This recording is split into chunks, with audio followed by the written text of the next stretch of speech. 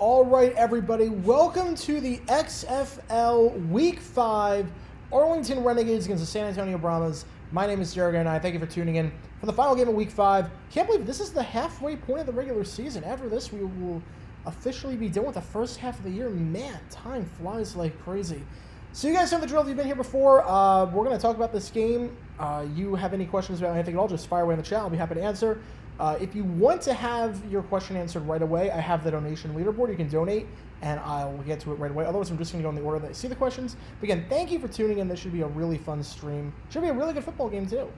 Really good football game, too, between two of the teams in Texas. You need more attention here on YouTube. The amount of work you put into your videos and the stories you tell are fantastic and weird. They're just what I've been looking for a long time. Thank you so much. Thank you so much. That really means a lot to me. Thank you so much. Who thinks the XFL experiment in St. Louis and San Antonio is going well? Oh, I definitely do. I'm not surprised by that. I'm not surprised by that. Two markets that don't have a football team, that don't have a whole lot of competition with other sports, they're starved for football in some capacity. I'm not surprised with that in the slightest bit. Not at all. And for those wondering, this game is on ESPN2. Game will be on ESPN2.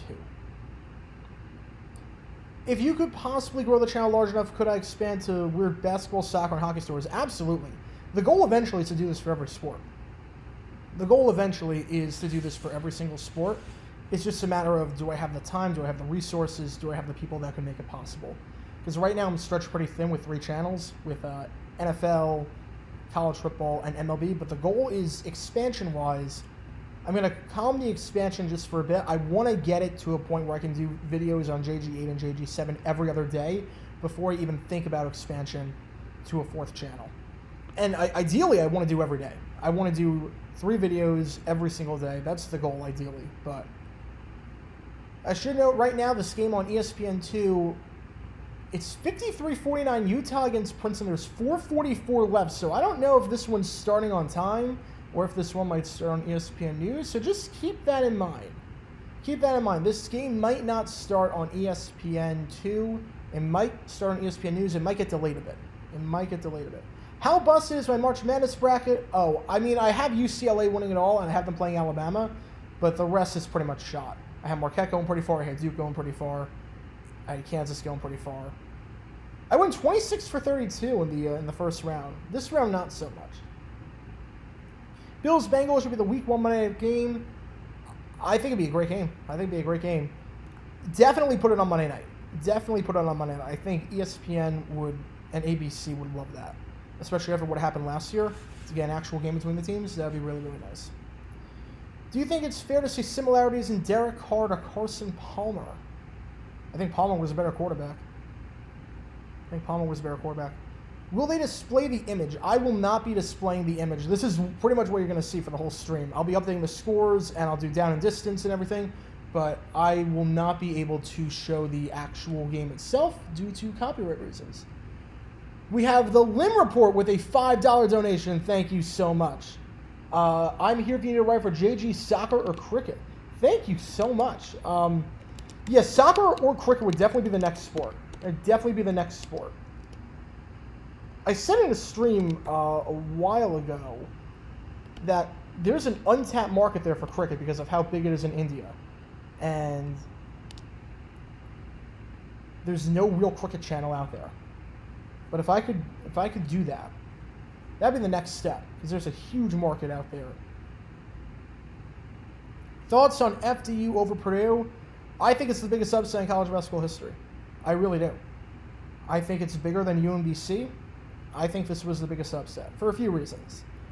Number one, FDU was not supposed to be here. They got in on a technicality. They only got in because Merrimack couldn't win their conference. That's the only reason they got in. You also have the height disadvantage. The tallest team in college basketball against the shortest team. No business whatsoever did FDU have of winning that game. You also have the fact that FDU had to play in the first 4. So they were already pretty tired travel-wise. At least with UMBC over Virginia, UMBC was a good team. UMBC, it was a massive upset, don't get me wrong, one of the biggest upsets of all time. But UMBC probably should have been a 15 seed. They were underseeded by a bit. On top of that, Virginia's best player was hurt. Purdue has no excuses. I think that's what made it all the more remarkable. Crazy, crazy upset. I was stunned. How about Princeton, another underdog team? Yeah, Princeton. That's what, 3 straight years of 15 seed has gotten into the Sweet 16. Princeton looked dominant too. Princeton looked dominant last night, from what I could tell. Yeah, I think people have to realize that the Ivy League usually produces upsets, and the reason why is because they don't have fluke champions. Ivy League teams, they only send 4 teams to their conference tournament, so whoever gets the spot is usually going to be pretty good. That's why, if you wonder why the Ivy League seems to have more upsets than other conferences, it's because you're not getting fluke champions that were 6 seeds or 7 seeds in the conference and just got lucky for one run or so. They've been consistent all the way around.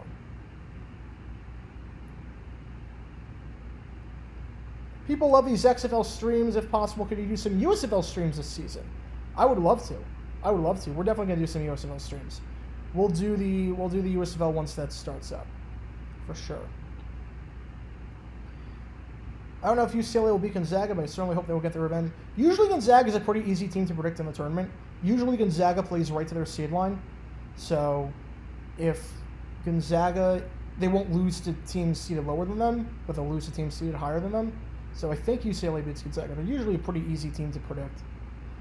All right, for those wondering, 54-49 Utah over Princeton right now in the women's tournament. That I bring that up because that's on ESPN2, and that's what channel the XFL game is going to be on. There's no way it's ending on time, so we'll see what happens with the XFL. Do they put it on ESPN News to start off? Do they put it on? Do they delay the game by 10 minutes? We'll see. We'll see. Do you think Calipari may have coached his last game in Kentucky today? No. No. He's under contract till 2029. He's under contract till 2029. Not going to happen. Not going to happen. Gonzaga's like the powerhouse everyone thinks is the best, but they overestimate them and they always end up short. I don't really think so about Gonzaga. I really don't. Gonzaga, they don't get upset. Gonzaga's usually a pretty consistent team. They make it to the Sweet 16. They play to their seed line. You don't see them losing to smaller seeds. Gonzaga, you usually know what you're getting.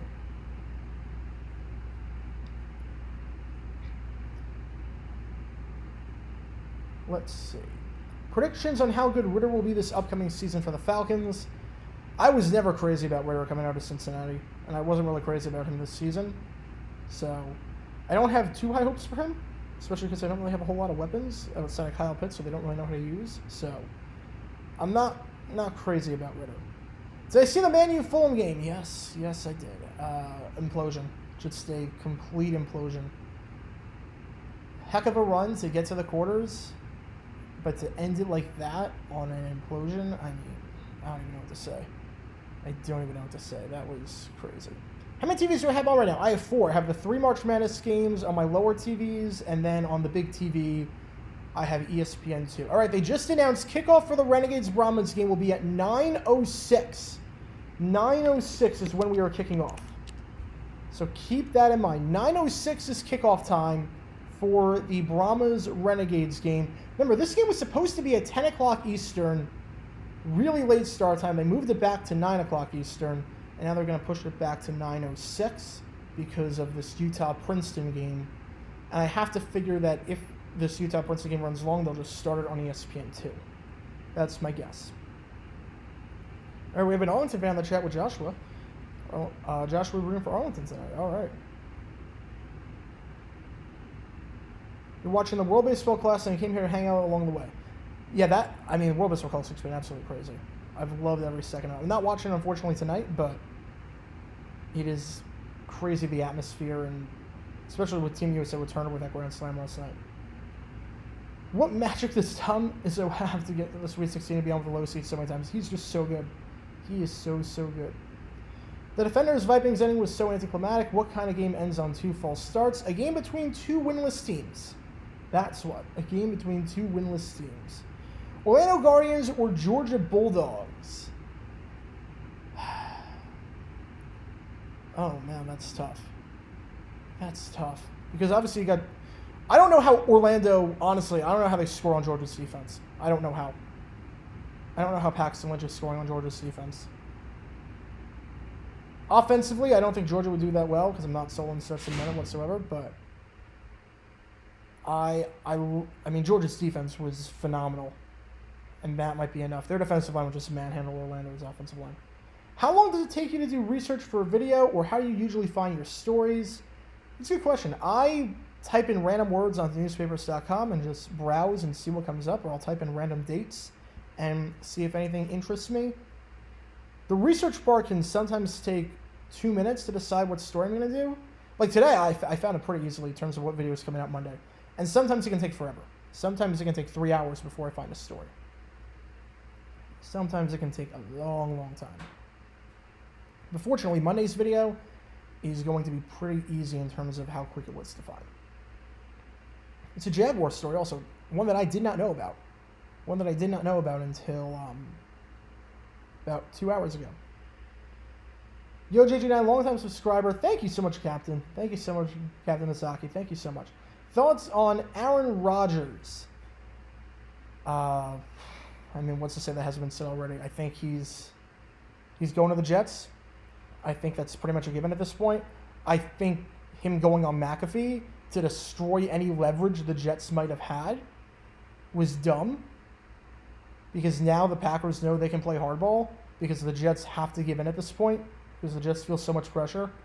Like, if Joe Douglas doesn't get that deal done, fans are going to call for its head. So the Packers have all the leverage in the world now. Have I ever had to reject stories that were going to be put on the channel for any reason? I mean, I've written scripts before that I never use. I just either didn't think it was good or didn't think it was my best work, or I couldn't find the necessary footage and I thought I could have. So I've done that before. But I write all the stuff myself, so I don't really reject anything from like outside sources. And the stuff that I give to my editors for JG8 and JG7, because they have a great video editor for College Football Channel and a great video editor for the Baseball Channel, Newhall video editing for JG8, and Walk-Off Studios for JG7.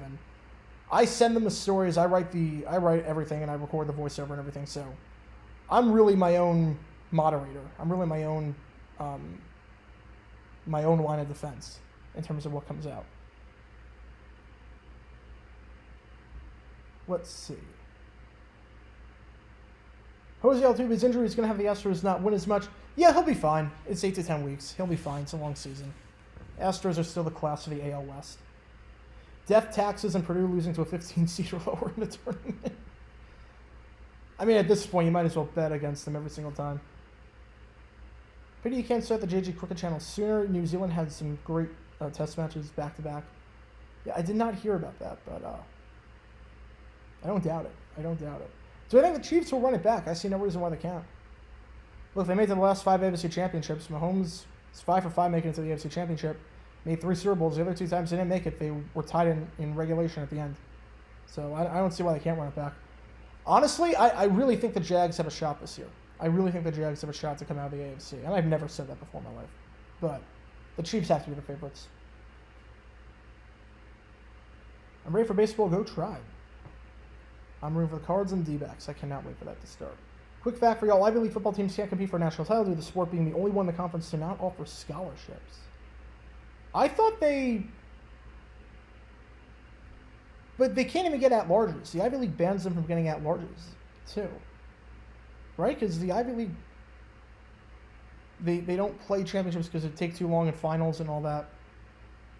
That's why they didn't have a conference tournament in college basketball for a long time. But Ivy League and the Pioneer League back when that was a thing, yeah, if you didn't have a scholarship, you didn't get an order bid. Attendance number, they have not announced it. They usually announce it around the third quarter. What cities get the next USFL teams? I don't even know if we're going to see a season 3 for the USFL. I think this hub model is a disaster. Having 4 hubs, you're not cutting travel whatsoever. I don't know where anyone's going to be located. I think it's way too early to talk about expansion for the USFL when half the teams aren't even in their cities yet. More than half the teams, because the Cannon hub, there's no team in Cannon. It's Pittsburgh and Jersey.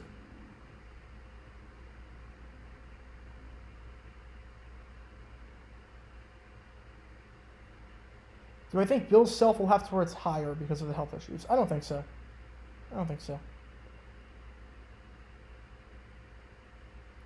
I follow the women's tournament, not as closely as the men's, but I have watched bits and pieces of it. We have a, whoa, 39.60 from Michael Hodel. Oh my goodness. Oh my goodness. $39.60 in honor of 39.6. Thank you so much. Makes me wish the passer rating for spiking the ball was higher than that, but thank you so much. Oh my goodness. Hey JG, hope you're well, brother, and you had fun on your cruise. 2 questions. Will I do XFL, USFL content on JG9? And unrelated, what's your favorite Def Leppard song? Keep up the good work, brother. Thank you so much, Michael. Thank you so much. Will I do XFL, USFL content? Maybe. Maybe. I might do that for another channel. I did XFL content back in 2020. I'm just not sure how well it would be received necessarily. But if the right situation pops up, I would do XFL or USFL, but probably not. I'd probably save that for like an alternate football channel sometime down the road. What's your favorite Def Leppard song? But we will do USFL streams. That's tough. Look, I've seen Def Leppard in concert. They're amazing. I saw them with Styx as the opening act, and it was at Jones Beach, under the lights, over the water. It was unbelievable. It was a surreal experience. Favorite Def Leppard song? Man.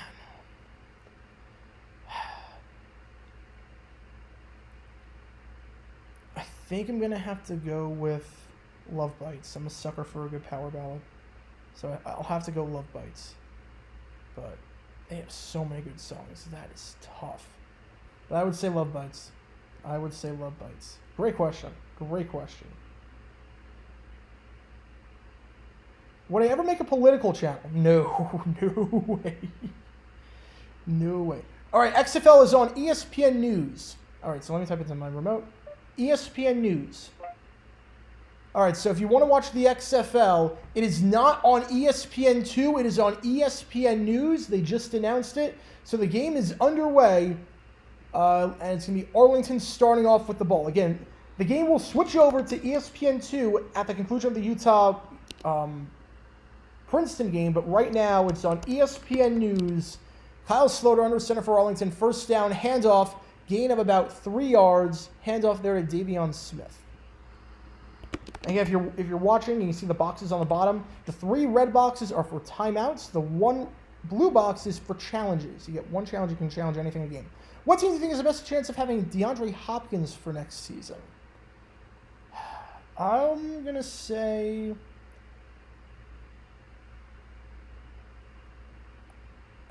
because it's not going to be a lot to get him. It'll be like a 2nd-round pick, 3rd-round pick. Quick little screen pass. Good enough for a first down and more. Again, about 13 yards on the play. Catch there by Brandon Arcanato. So move the Renegades to the 46-yard line. It's a nice easy completion to start off. Best chance of landing D-Hop. Let's go... you know what? Honestly, just because the Chiefs lost Juju, screw it. Let's just say KC. Let's just say KC. All right, 1st and 10, ball at the 45-yard line. They mark it yard shorter than they had, so 12 yards. Empty backfield. Sloter there. Weird-looking formation. It's going to be a bubble screen for about 7 yards. Davion Smith on the play into Brahmas territory. Weird-looking formation there. I thought for a second they were trying to set for like a double pass, but... so I'm bracket in relatively good shape or not. I mean, I have UCLA beating Alabama in my final. The rest is pretty much shot. So every NFL season since 2018, there are 2 underperforming teams and 1 overperforming team. I mean, it's a very weird way like that. 2nd and 4, they try to bring the corner blitz where they go the opposite side. Smith seems like, I think they're going to mark it a yard short. It looked for a second like he was going to get the first down. It looks like a gain of 3. They were sending, the Brahmas were sending the blitz in the secondary. They were sending Drew Willis, the outside linebacker. They were sending him on a blitz, but they pitched it to the other side. If they went to his side, that would have been toast. So 3rd and 1, you figure 4 down territory at the Brahmas 46-yard line. Are the Dodgers still among the favorites to make the World Series, or the Padres passed them by? Oh, they're still among the favorites for sure. They're still among the favorites. I mean, the Padres have a shot, but the Dodgers will, as long as their payroll is like that, as long as their roster is like that, they'll always be number 1. Looking for the bubble screen. It's not there. Sloter feeling pressure. throws it, and it is caught. 40, 35 out of bounds. No, he stays in bounds. 30, 25-20. And it's Brandon Arcanano down to the 18-yard line. I don't know how he stayed in bounds. Gain of about 28 yards on the play, and just like that, the Renegades have a first down. And we have a $5 donation from the Egginator. I let all of Jacksonville down. Oh, you lost to the Pacers at home in the Flamingos, Miley? Oh, come on. Was it at least a close game? Was it at least close? You can't let Indiana teams beat Jacksonville on the road. You can't let it happen. You got Houston winning it all. I mean, that's not a bad pick. With the way they're playing. All right, we have a clock stoppage. Not really sure what... Okay, now the clock is running again. Again, I'm not watching with any audio on. I don't know what the heck I'm missing because I'm watching this on YouTube TV. Ooh, that stinks. Yeah, this is on ESPN News right now. It's going to flip over to ESPN 2 once the game is done. Refs are talking something over. So the clock ran for another 3 seconds. Again, I cannot hear anything the refs are saying. 101-90. Okay. Yeah, that's not great. That's not great.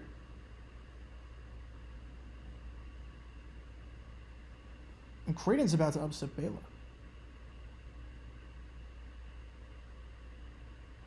Holy cow, Creighton's going to upset Baylor. Why are the XFL ratings so bad? I don't think they're that bad. Honestly, they're right in line with what I expected. I mean, the ratings this week have been bad, but then again, it's because it's March Madness. The ratings were never going to be good this week.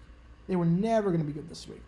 XFL ratings are about what you expect for late games taking place on weeknights and at weird times. And yeah, losing to Jacksonville, what's more? NBA. He had a NBA 2K My League. 1 second left. They get it off Sloter. Handoff. And that goes absolutely nowhere. Looked like that was Letty Brown on the handoff. And a little shove afterwards. No flag there, but there was some extracurricular activity. Going to mark it about a loss of, let's say, 2 on the play. Oh, no, that was Davion Smith. My bad. That was Davion Smith on the run. Gain or loss of 3, let's say.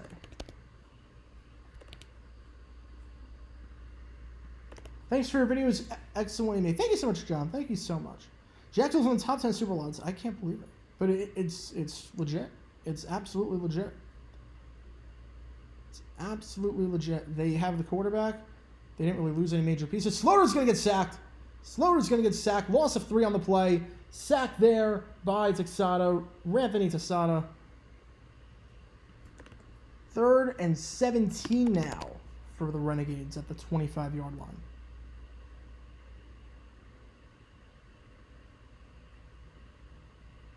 Listening to Greg Gumbel and March Madness is rough. Still not as bad as the NFL. Yeah, he's definitely lost a step. He was solid in the studio for years, but this year it's not been great. I think CBS giving him an extension was not the right move. At least he's not doing the NFL. He's not doing the NFL though, which is good. He will no longer be doing NFL games as part of the new contract. So look at someone else. 3rd and 17. Sloter looking deep toward the end zone. There is no one there. Giant miscommunication. I love that the Brahmas give up the incomplete sign as if they did anything on the play. No, there was no receiver in the area. There was no receiver in the area. So 4th and 17. Figure they're going to go field goal here. 42-yard kick. It would be Taylor Russolino who's going to take this kick. Again, the clock runs on everything. He's 5 for 6 on the season. But this would be his longest kick of the year. His longest all season was 38 yards. This is a 43-yard attempt for Russolino. Marquette King on the hole. The kick is up, and that is right down the middle. Right down Broadway. Russolino gets the Renegades on the board on the opening drive with 3 points.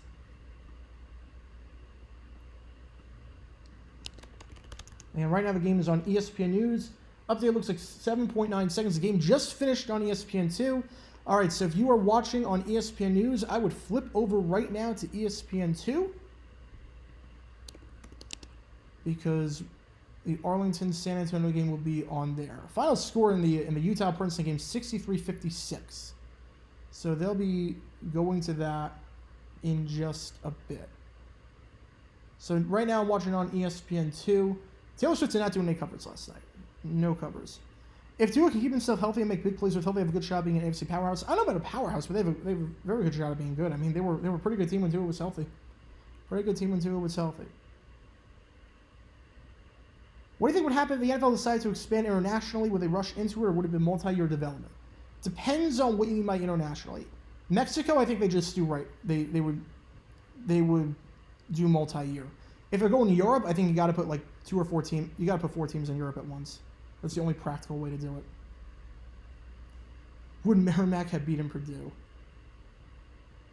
I mean, I don't know who couldn't have beaten Purdue. Purdue played terribly. They missed every 3. They didn't hustle for any loose balls. I don't know who could have beaten Purdue. Purdue could have lost to anyone that night. Fairleigh Dickinson didn't even play that good. Purdue just stunk. Our kickoff fielded and returned to about the 23-yard line, so that is where the Brahmas will start their first drive. It's going to be Reed Sinnett under center. His first start of the season. The Brahmas have been struggling on offense tremendously this season. Hines Ward made a change. I think he's taking over the play calling duties now. And part of that change, Jack Coe, no longer the starting quarterback. It is going to be Reed Sinnett, a guy that I loved at San Diego. Played with Miami in the preseason for a bit. It's pretty good there. I thought he was going to be a starter right away, but his first start of the season, throw a bit behind his intended receiver, a bit behind Kalen Ballage, the former Arizona State running back, but does pick up 4 yards on the play.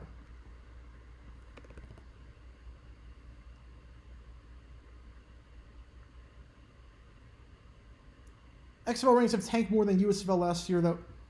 Different time slot, though. Different time slot. Sinnett, slant route, that is caught. Beautiful play.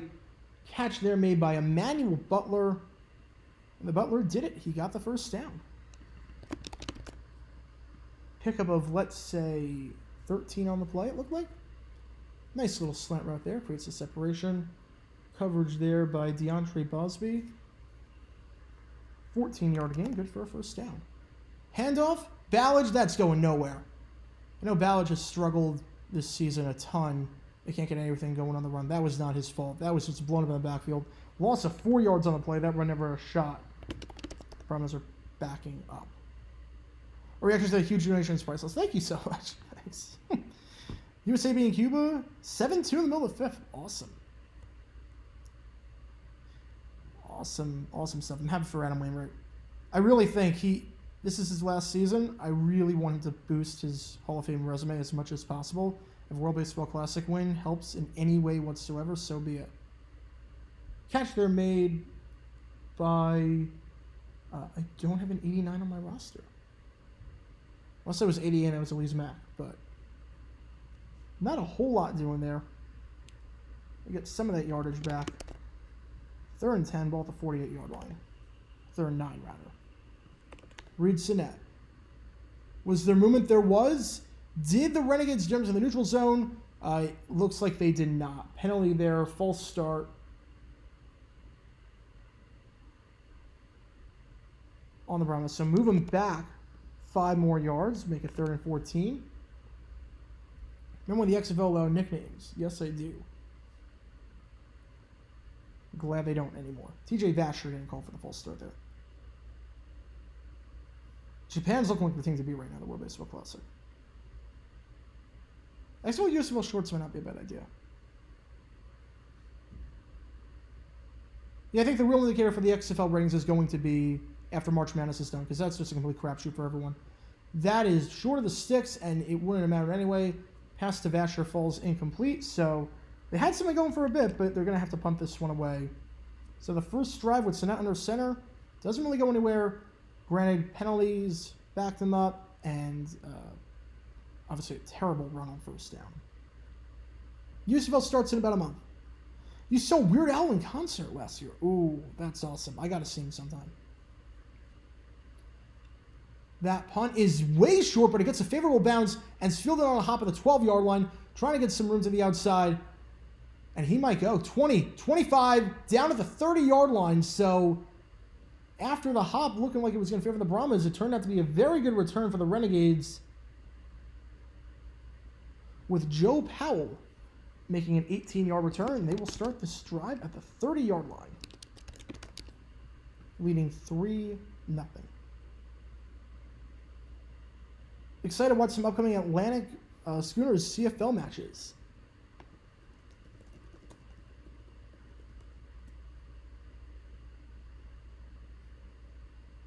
I know they've been talking about, I haven't been following that situation closely, I know they have been talking about putting a team out east in Canada. I just don't get why it hasn't happened yet. Because they've been talking about it for a while.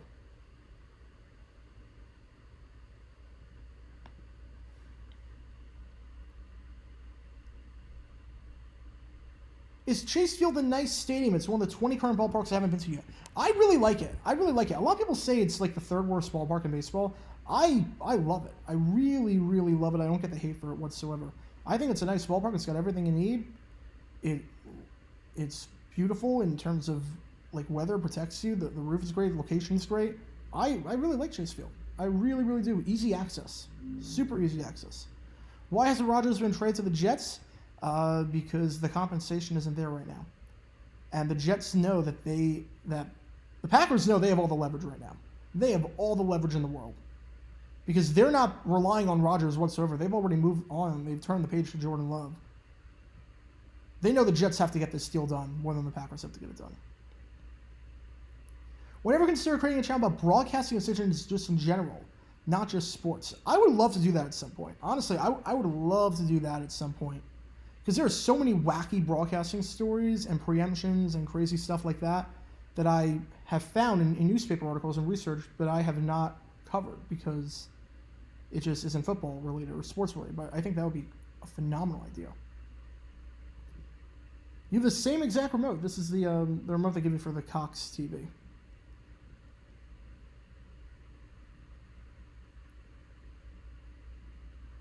CFL stories on JG9 would be interesting, or a CFL stream, that would be interesting. I might do some CFL streams. We'll see. We'll see. I've got a lot to do, because I'm probably going to do some baseball streams, too. So I'm just going to be streaming a ton now that this is my full-time job. And so thanks to you guys again. Thank you so much for that. But I'm going to definitely be upping the streaming ante a ton now that this is my full-time job, and I basically control my own schedule. So we'll do some baseball streams on JG7. We'll do the USFL. We'll do XFL. Baseball we'll do... not sure what games we'll do. We'll do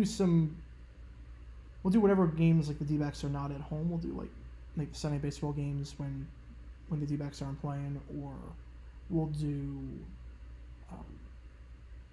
Saturday. We'll see. We'll see. That's still a ways away. I didn't watch the 12 hours yesterday. No, I did not. As a Patriots fan, I think the Pats should get Jerry Jeudy. I mean, it wouldn't be a bad pickup. Judy's pretty good.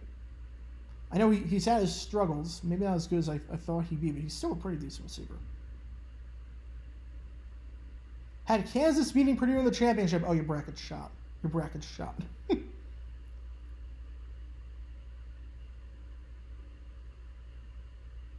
Oh, Houston. Oh, Houston. Oh, I thought you meant Houston winning the XFL. You would have Houston winning your bracket. Oh.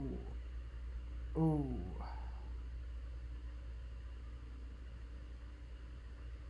All right, Slaughter, there's pressure. And that's an easy interception. What was he thinking? What was he thinking on that play? Easy interception. Tenny Adewusi. He just threw that into triple coverage. There was no one there. I thought he was going to take the sack. I don't know where he was looking. I genuinely was looking at the...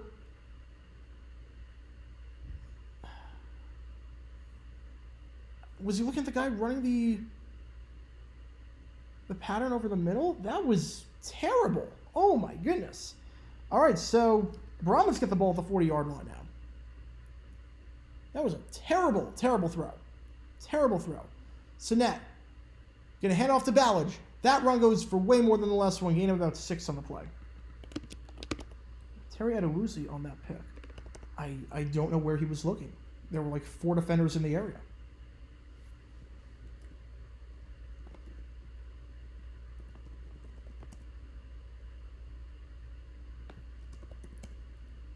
It was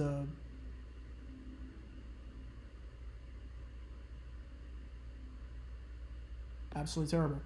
All right, Sinet rolling out, and he's going to just dump it off low, incomplete, throws it, essentially a throwaway. Essentially a throwaway. Smart play, live to see another day. Yeah, but just going back to that last play, I don't know where... where he was looking. I guess he was looking at the wide receiver making the dig route, the in route, but it was can't actually throw 4 guys in the area. All right, empty backfield, 3rd and 4, which is weird because it's 4 down territory. You got 5 wide. Sinet. You got 5:30 left in the first quarter. Sinet dropping back. Gets rid of it over the middle. It is caught down at the 26-yard line. Slant route there. And the catch is made by Kalen Ballage. Lined about wide. The running back runs a nice slant route. Gain of 8. Good for a Brahmas first down. He orders off for copyright reasons. Also because there's a delay and it would just be way too chaotic. Be way, way too chaotic. For guys, how was the cruise? Oh, it was amazing. It was amazing. It's really good to be back, but the weather was nice. The unlimited pizza bar was incredible. The unlimited pizza bar. And the pizza was legitimately good. Sorrento hits the spot. All right, Reed Sinet looking for the first down line, and he got it, but there was a flag on the play in the secondary. We'll see if there was a push-off there. If it stands, the catch is made by Fred Brown. We'll see if he pushed off to create the separation. Oh, breaking news. Chauncey Gardner-Johnson signing with the Detroit Lions. Breaking news from Adam Schefter. And pass interference on the play on the defense. So that catch is going to stand. Gain of about 13 yards there by Fred Brown. Good enough for a Brahmas first down. So nice throw by Sinet. So 1 year, $8 million deal. Chauncey Gardner-Johnson going to the Detroit Lions. Did not see that coming. So Dan Campbell and his staff getting a nice player. The favorites for the NFC North. Just got a bit better. Least favorite NBA team? Oh, Lakers. It's easily the Lakers. Mavericks are up there, but Lakers I do not like. Hand off to Ballage. Game about 3, so 2nd and 7. Steal the draft this year? I have to take a closer look. I haven't really started the draft process yet. I'm going to start that this week. Will Princeton go to the Elite 8? I don't think so. It's been a heck of a run. Wouldn't shock me, but I don't think so. Princeton Bama the Elite is going to be the basketball equivalent of Georgia TCU, arguable. Oh, I don't think that. I mean, it might not be good, but I don't think that. Swing route, and that picks up about 3 yards, 4 yards. Catch made by Fred Brown, who had the first down earlier. Let's see where they mark this. 3rd and 4 around the 7-yard line. Which team has improved the most in the offseason? Which has regressed the most? Ooh, that's a tough one. I would say if the Jets get Rodgers, they've improved the most by default. The Jets get Rodgers, I think they've improved the most. Regressed the most, the Titans went from contenders in the AFC South to maybe one of the worst teams in football. They're just blowing it up. 3rd and 3, Sinet is rolling out, fires, end zone, he's got a man, touchdown! Touchdown for the Brahmas, TJ Vasher. Nice play by Sinet to roll out, and TJ Vasher with the grab. I don't know why they said Fred Brown just made the grab. It was clearly number 18. It was number 18 who caught it. It was not Fred Brown. It was TJ Vasher. And we'll see what they do here on the extra point. They can go for 1, 2, or 3. We'll see where they line it up. But Reed Sinet getting the start for the first time all season. And second drive leads him down the field for a touchdown. Take advantage of the great field position on the interception by Adewusi. We have a flag on the play before this conversion takes place. False start, so move him back to the 7-yard line. At this point, do you still go for 1, or do you try a 2-point conversion from the 12?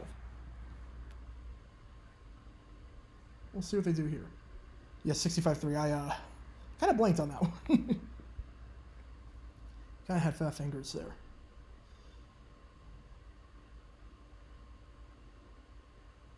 I didn't know about Japanese baseball. That's awesome. That is awesome. Is Miami a Super Bowl contender? I don't see why not if Tua stays healthy and plays like he did last year. I don't see why not. Sinet. Fade route. Vasher. Give him another one. Give him another one. TJ Vasher.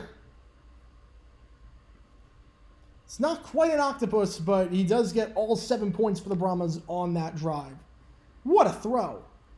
Just one-on-one, trusting that he'll come up with the grab, and heck of a play there. Heck of a play there. 40-yard drive. Brahmas take advantage. 7-3 ball game. 7-3 ball game. Brahmas leading the Renegades in what feels like a must-win game for the Brahmas. Chad Kelly almost went to the NFL, and he was in the CFL, and at first I thought he was related to Jim Kelly. I mean, aren't they? Isn't he the nephew? Yeah, the FDU game is crazy. I'm watching it on the MRI. Right now, every single game is that commercial. Every single game. XFL and the 3 March Madness games are all a commercial. Will Purdue be in the NIT next year? I mean, I still think they'll make the tournament, but they got some issues to work out. As a Simpsons fan, why is the show still on the air? Because it makes money. Difficult loss for ASU against TCU. Yeah, the collapse in the second half, I mean, it's pretty emblematic of ASU this season, just haven't been able to finish out games. But, look, it was a good season. I didn't have any expectations for the Sun Devils all year. To win a tournament game, take TCU down to the wire. Disappointing how it ended, but...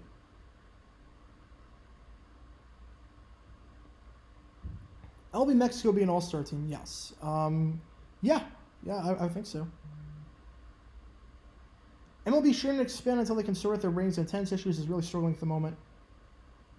I mean, attendance issues, are there really attendance issues? Because it feels like attendance has never been better. It really feels like, for the most part, attendance has never been better. There's really other markets out there that can support it. I think before they expand, they have to figure out the situations in Tampa and Oakland. I think that's fair. But after that, by all means, expand. By all means. Once you have relocation for the Rays and the A's, do what you got to do. Would the A's move to Las Vegas like the Raiders? Yes. I think that's pretty much a done deal. I'd be shocked in the next 5 years if they are not playing in Vegas. MLS could overtake MLB soon? No way. No way. Not a chance in the world they can overtake MLB. Not anytime soon. Not anytime soon. FDU is up by 5 now. FDU up by 5. I am in disbelief. Simpsons family can never appeal to me. I think they're some of the best animated shows ever made. Are the Clippers finals contenders? They're the Clippers. They're not finals contenders. They're the Clippers. I guess if Kawhi and Paul are healthy, and Paul George are healthy, because I do like Ty Lue as a head coach. I do really like Ty Lue as a head coach. He gets the most out of his team, especially the run they had to get to the conference finals a few years ago. Did not see that coming at all. He's a very good head coach. I just don't see him making the finals. They're remaking The Room. No way. No way. Bob Odenkirk to start. Okay, it's for charity at least. Okay, at least it's for charity. But I don't know. Part of the charm of The Room is that it's a bad movie because it's so bad it's good. And they didn't know they were making a bad movie. Once you're in on the joke, it's not as fun. Once you're in on the joke, it's not as fun. So I don't think it's going to go well. But look, it's for charity, so you can't hate a good cause. 30-yard line down at the 35-yard line. I thought there was a flag thrown at the very end of the play, and there is. There is. So this will not be starting at the 35. We're going to start this drive for the Renegades a bit further back. My brother is really into MLB, and the only baseball that I'm following is the Inter-County Baseball League with my team, the Royals, who had a guy to play for the Twins.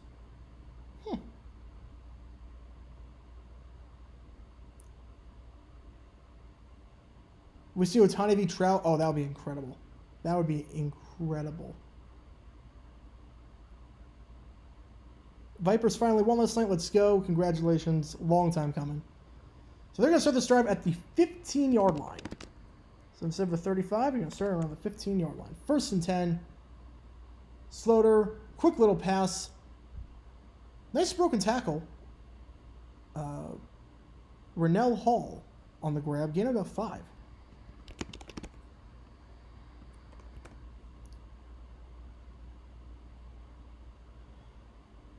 I've heard the Vipers have been having some criticism for their field recently. Recently? Oh, they've been having criticism all season. That field's a joke. That field is an absolute joke. It's not recent. It's been happening all season. they're as good as gone. I don't think they're going to be back in Vegas next year. Unless they played Allegiant. If they played Allegiant, different story. But if they can't get an Allegiant deal, they're gone. Sacramento or somewhere. Second down, handoff, picks up the first down. Kenneth Farrow needed 4 yards and got 4 yards. Given the first down, much better start on this drive for the Renegades after their horrible, horrible start to the last drive, where it was one play for a pick. First coach fired in the XFL, Terrell Buckley. I think Terrell Buckley is as good as gone. What teams do I see in the NBA Finals? If the Suns are healthy, if KD's healthy, I don't know who's stopping them. So give me the Suns and give me the Celtics. Let's go Suns-Celtics. Decent looking crowd. Yeah, San Antonio, you never have to worry about attendance with them. San Antonio and St. Louis, and even DC to some extent, you never have to worry. They're pretty consistent markets. Orlando lost the Tank Bowl. I mean, I don't know what the draft position is going to look like. I don't even know if it's going to matter necessarily. So I don't really know you can tank in this league. But Renegades called their timeout. You see the Week 6 schedule for the Saturday games. You have Seattle against Orlando at 1 o'clock. You see it on the screen right now on ESPN2, which is where the game is. We'll be live streaming every single game next week. We'll do the 1 o'clock game, we'll do the 7 o'clock game, we'll do the 3 o'clock game, we'll do on Sunday, and we'll do the Monday night 7 o'clock game. Saturday night might be up in the air. We'll see. But we will definitely do the Saturday game, the Sunday game, and the Monday game. And probably the Saturday night game as well. We'll see. But definitely 3 games. Ideally, all 4 games. Yeah, last night's Tank Bowl. I mean, I saw the highlights. I didn't see it live because I was at Taylor Swift. But usually you get 2 really bad teams, you get a good matchup. Sometimes it's funny how that works. Gain at 12 on the run by Farrow. Just taking up the middle, down to the 37-yard line, picks up a first down for the Renegades. Oh, I don't think Montreal's coming back. Third worst ballpark. All right, I have not visited all the ballparks, so I can't really say. I would guess the Rogers Center. I would guess Rogers Center would be the third worst right now. Obviously, Coliseum and Trop are the 2 worst, but I don't know what the third worst would be. You know, about 1 on that run. 48 seconds left, so you figure this will probably be the last play of the quarter. I want to swim in that right field pool and catch a homer while I'm at it. That would be awesome. I've not done that. Will the Jets max out primetime games if they get Rodgers? Absolutely. Absolutely. New York market with a star quarterback? Oh, you bet. They'll max out. There's going to be such curiosity. If the Broncos can max out with Russell Wilson, the Jets are maxing out with easily with Rodgers. That pass tipped at the line, falls incomplete. So 3rd and 9 coming up. Well, they have the World Baseball Classic in February. Get out of the way of spring training and March Madness. It's an empty month in sports aside from the Super Bowl. I think it's because they don't. Part of why players play in the World Baseball Classic is because you're playing baseball anyway. You don't have to readjust your calendar necessarily with workouts and getting your arm ready, and if you're a pitcher and whatnot for the MLB season. So that's why, because you'd have to then start warming up in January. And you might get tired out, or you might not. It's going to be way too short of an off season for some of these players, and they won't participate. So I think you have to do it in March. You have to do it in March.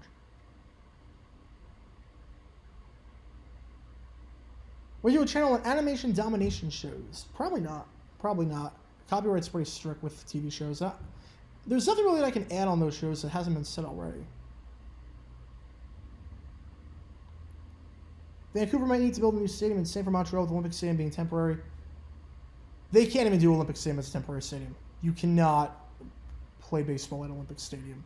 You cannot do it. Any stream for Idaho games next year? We'll stream every single one. Every single one. Whatever channel they're on. I don't even know what channel they would be on. Are they ESPN Plus? Flow Sports? Where are they on? Minor League Baseball streams could be nice. It could be nice. It won't happen, but just finding footage will be tough. Finding a reliable stream will be tough, and the interest probably will not be there. But you might see some weird stuff. We'll see. We'll see. Oh, the Winnipeg football stadium looks amazing. That looks like one of the best stadiums in the CFL. What are your thoughts on the John Moran situation? He needs to grow up and grow up fast. I think the punishment was way too lenient. I think 8 games was not enough for what he did. So I think The Simpsons and Family Guy will ever end. I think once the creators die or retire, it'll end. But other than that, no, I don't think so. They're cash cows. They're cash cows. Who replaces Gumbel on CBS? I really hope it's not Tom McCarthy. I really don't want it to be Tom McCarthy. I don't think it will because he has baseball obligations. But Tom McCarthy's just not a good announcer. Not for football, at least. Not even for basketball. I don't know who's going to replace him. I hope it's not Beth Mowins either. I would have said Noah Eagle, but that won't happen because now he's working with NBC for the game for the marquee Saturday Night Football game for college football. So I don't think that's going to happen. So I don't know who's going to do it. Will the NBA do an outdoor game? Wouldn't shock me at some point if they do. Wouldn't shock me. It's not the worst idea. We have a $2 from Zach. Thank you so much. Who do you want to win the men's tourney? I mean, selfishly, I have UCLA winning it all in my brackets, so I would say UCLA. But look, if Fairleigh Dickinson can do it, I would love it. Fairleigh Dickinson or Princeton, but Cinderella could do it. And right now, that's 54 all. If that can happen, why not? Why not? Nesler's got college football. He won't do it. Nesler won't do it. It's got to be someone that doesn't do college football for CBS right now or at the main level. Or like they're doing games for like CBS Sports Network and they get promoted to doing NFL. All right, third and 9 rather, the 38-yard line. Sloter. Dropping back. Wide open guy. Low throw, but it's caught. 50. Breaks the tackle. 45. 40. Out of bounds at the 36-yard line. Catch on the play there by Javonte Payton. So moving from the 38-yard line to the 36-yard line. Good enough for a first down. Low throw there. A bit of a wobbler, too. Had Payton wide open. Busted coverage over the middle. And then a good downfield block to get some extra yardage by Tyler Vaughns. Baseball streams? Yeah, we'll do some baseball streams. Not sure what dates, but we'll definitely do like some Sunday Night Baseball streams, some national game streams. We'll see. Handoff. They're giving it a lot more now to Farrow than they are to Davion Smith. And that one picks up about 6 yards. So 2nd and 4 for the Renegades. I know this XFL stream with the 298th ranked KenPom team may actually go to the Sweet 16. I would love that. Like, how can you not like Fairleigh Dickinson? This is such a feel-good story. Handoff, up the middle, needed 4 yards, got about 5. It'll give him a first down at the Brahmas 25-yard line. Who's left in Philadelphia? They kept a lot of players. They ended up keeping a lot of players. A lot of players ended up re-signing for them. They didn't lose a lot, but they did keep some guys. I did not think they were going to keep Slay. Handoff, Farrow, gain of 5 once again. Reliable, steady option. Kenneth Farrow. Averaging 4.6 yards per carry. A very solid game so far. Most hated team in the 4 major sports? Probably Cowboys. Cowboys, Yankees, or Lakers. Take your pick. That handoff goes nowhere. 3rd and 6. Lost 1 on the play. Do you think MLB should step in and do something about Hernandez? I think he's a terrible umpire. The union's too strong. I don't think anything's going to happen, but I would love if Hernandez never worked another game. Would I ever consider changing Wednesday Night Trivia to baseball trivia? Probably not. Probably not. We have a good thing going with football trivia. I don't want to change it because it appeals to different audiences and people rely on that. Having said that, we might do trivia for baseball other nights. We might do that. I'm not ruling that out. But that wouldn't be... I need way more help with a channel for that because it takes a lot to run trivia. In terms of making the questions and the time commitment and everything, it takes a lot. So that won't be for a while. First down catch there on the last play, by the way. You have 3 wide on the near side of the screen. You have single coverage, 1-on-1. They give it to Davion Smith after a lot of carries to Farrow. That one gets about 1 yard. So 2nd and 9 now at the 14-yard line.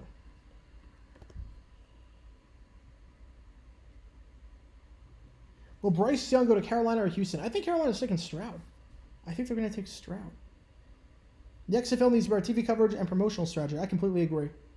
The problem right now with the XFL is that you never know what time the games are on. You never know what channel the games are on. You need a consistent time. Like, one of the reasons the NFL is so successful, you know exactly what time every game is. 1 o'clock or 4 o'clock. You know what channel the games are on for the most part. On CBS and Fox. Catch there on the out route, caught by Tyler Vaughns.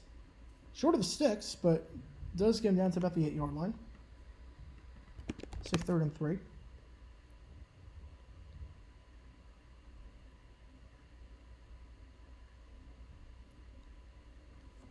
Jerry Gray has 28 career picks and 3 touchdowns, and he's on the Falcons coaching staff. That is too fitting. That is too fitting. History, I mean, sometimes you just gotta laugh. Sometimes you just gotta laugh. Oh no, McCarthy's fine for baseball. There are certain guys that are good for certain sports, just not for football. And Tom McCarthy's one of them. He's a very fine baseball announcer. That is a terrible throw by Reed Sinnett, and very fortunate that it did not get intercepted. By Slaughter. Very fortunate that was not his second pick of the game. I think the camera got kind of dazed and confused there. That was batted down. It was batted down at the line. And fortunate that it was batted down, because if it was not, that was going to be an easy pick over the middle with some running room. So 4th and 2, Russolino on for the field goal. Hit from 43 earlier, his longest kick of the year. 25, that one also good. So making a 7-6 ball game. So Renegades 3 drives, 2 field goals, and a really bad interception. So I'm not going to look for donors right now. It's 51.59. I haven't even kept track of that. That's awesome. We already have $51. We're only in the second quarter. That's awesome, guys. Thank you so much. Really, this has been amazing. This has been absolutely incredible. What city would like the XFL or USFL to expand to? San Diego. San Diego, I think, would support their team very, very well. Very, very well.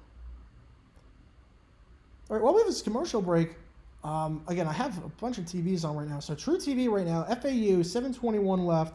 They're up on FDU, 58-56. The Savannah Bananas were in my town facing the Astros AAA squad this weekend on 3 nights. Will they ever face an MLB team? I would love it. I don't think it's going to happen, but I would absolutely love it. I love Banana Ball. I absolutely love Banana Ball.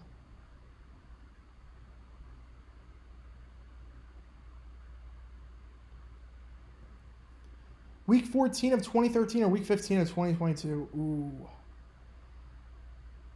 I would say Week 14 of 2013. I mean, that was legendary. That was absolutely legendary with the snow games and the Vikings-Ravens game and the crazy ending to Steelers-Dolphins. I mean, that was nuts.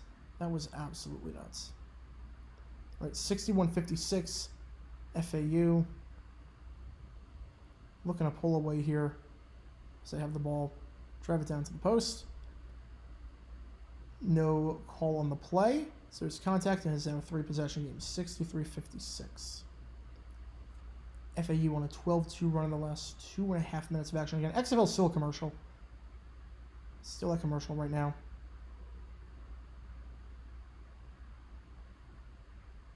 Winner of that game goes to their first Sweet 16 in program history. Long 3 attempt, and that one rims out. Rebounded by FAU. You have to figure the Knights have to call timeout here if they allow a bucket. Long 3, off, rebounded by FDU. 6 minutes left in that game now, 63-56. Jones a hoop, wide open play. Can't go for the dunk, but goes for the layup. And now I think the Knights are going to call a timeout. The Knights call a timeout. 63-58 is the score with 5:44 left. And perfect timing, because it is now kickoff in the XFL game. Oh, I think there's definitely over 10,000 people. For a Sunday night game at 8 o'clock local time, that's really, really good. Why does the NCAA transition rule even exist? Seems stupid to me. I get it. It's more of the idea of we don't want schools going back and forth between Division 1 or Division 2 or 1A and 1AA. We don't want them going back and forth. We want them to be on financial stability. Plus, there's also academic differences. There's academic differences between the conferences. There's different requirements. So it's really just getting all your ducks in order. Kickoff is fielded at the 10-yard line. 15, 20. Mini hurdle, but down at the 22-yard line. I will say, I talked about this on the last broadcast I did. The kickoff coverage has been a lot better lately. It used to be in the XFL the first 2 or 3 weeks of the season. Teams are starting drives at the 40-yard line. Now they're starting around the 20, 25-yard line. Kickoff coverage has been a lot better. Portland needs an elite team. I mean, Portland would support any sports team well. They support the Thorns well, the Timbers well, the Trailblazers well. Portland's a great sports market. St. Louis's attendance alone keep the XFL afloat. It definitely helps. Definitely helps. Snett lining up under center. Handoff goes to Ballard, or not Ballard, rather. It goes to Patrick instead. Gain of about 8 on the play.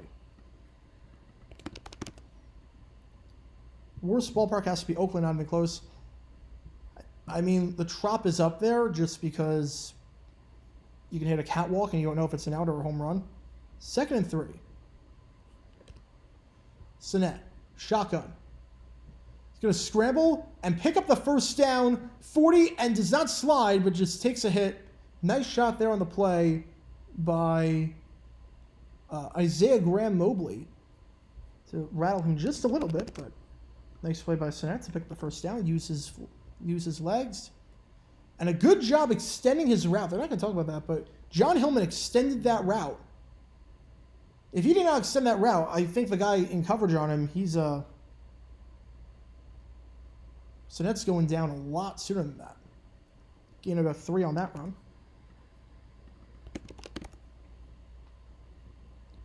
Imagine if Rodgers was in Denver, Russ in New York. Oh, that would just be the Jet slug. That would just be the Jet slug. How did the Trop get a Final Four? They're an indoor stadium. That's how. Indoor stadiums, you can get a Final Four.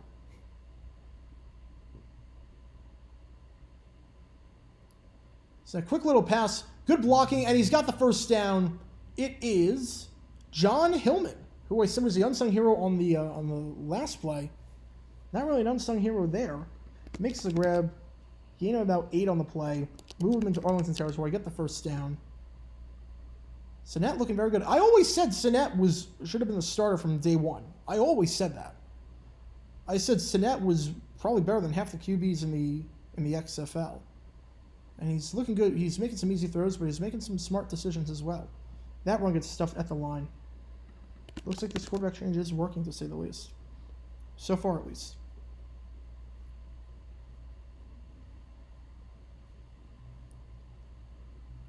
A Princeton FDU Final Four game is going to be the most viewed game in tournament history, or the least, or is no between. It'll be the least. It'll be the least. Because the problem is that you can't hate either team. Like, you need a villain. That's the thing. You need a villain. They're going to rule that Fred Brown was out of bounds when he made that grab. So no catch, 3rd and 10.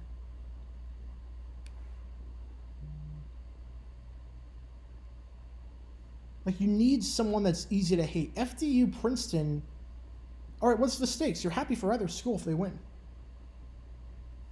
Why the Kings leave KC? I don't know the full story behind why they left KC. I would assume the usual attendance, finance issues. I would assume it's the usual, but I don't know the full story. Yeah, T-Mobile seems like a very good ballpark. Seems like T-Mobile is a very good ballpark. It still is weird calling it T-Mobile. I always think it's Safeco, but T-Mobile, at least from what I can tell, I've seen the outside of it when I went to Seattle back in 2008. Very good ballpark from what I can tell. So, there's so much pressure. Tried to step up in the pocket, but he never had a shot on the play. And that is T.J. Barnes delivering a shot as Snett tries to step in the pocket. Just a complete meltdown, complete collapse by the offensive line. Snett never had a shot there.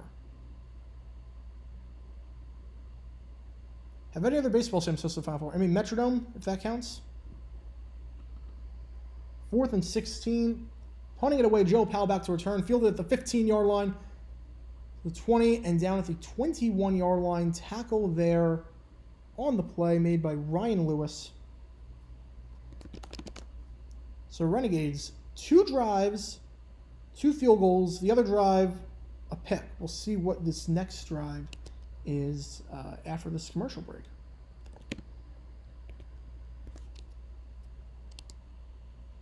I'm trying to think of other MLB Stadiums host Final Fours. And if we're just talking specifically MLB, no. If we're just talking specifically MLB, I think the Trop's the only one to do it. I'd hope place on Potato TV. Could MLB ever expand to Omaha? I don't think so. I don't think so. There's, it's not that big of a market, and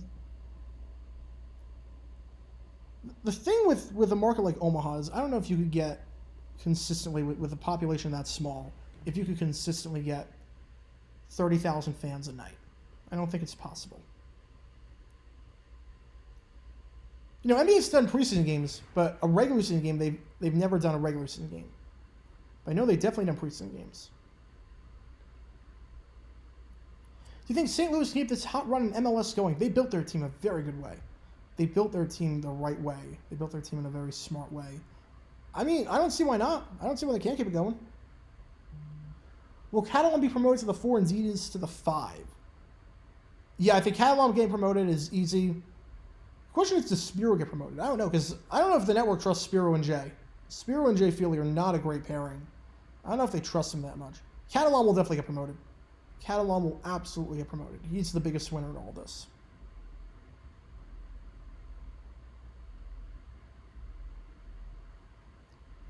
These NCAA tournament runs are so great for these small private schools. Application will skyrocket. Absolutely. I mean, Florida Gulf Coast, no one ever heard of them before.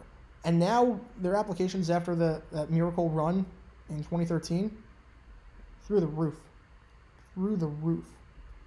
Are Kyle Slaughter's struggles in comparison to his USFL success last year a result of rust or the XFL's quality of play being superior? I think it's the XFL being superior. Really, the USFL quality was not that good last year. The XFL quality is actually pretty good. USFL quality, I could not find too many players in the USFL that were could make it in the NFL. There are some in the XFL I'm watching, I'm like, they can make it. There's some I'm watching, and I'm like, they can absolutely make it. Plus, Slaughter's just not very good. I saw him play in Jacksonville in the preseason. He was not very good.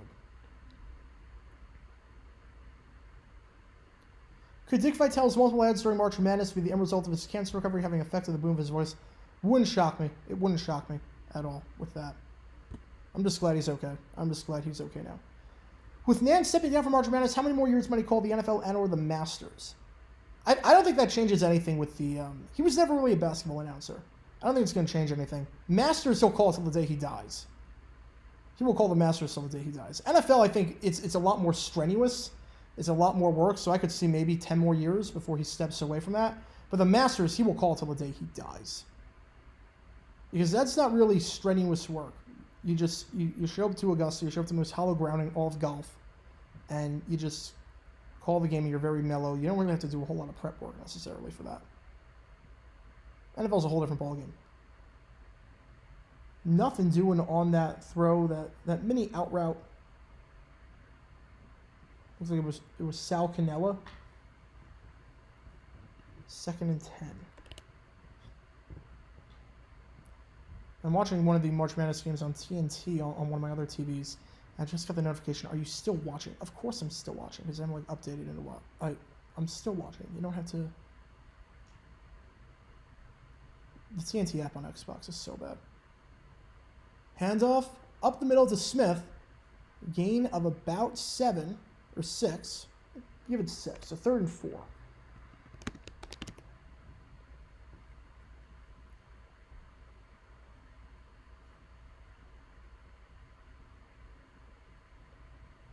Let's see. Oh, Trey Turner here, another home run, 12-2. That's awesome. That is awesome. Why is Renegades logo shaped like a D if they don't use the Dallas name anymore? They just got very lazy with the logos. Very, very lazy. Like the Guardians logo is exactly the same as it was in New York. I don't know why. There's no reason for that. Slaughter over the middle. It is caught. Nice throw there. A gain of about 9 on the play. Good for a first down. Rennell Hall.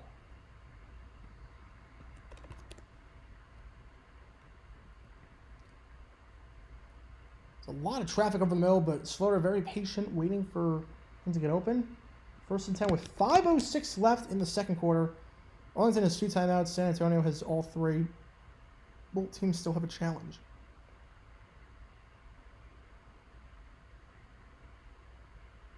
Picks to win the tournament, UCLA. Best week 1 of all time. Ooh. Let me think about that. Best week 1 of all time. I mean, I'd probably say 1998.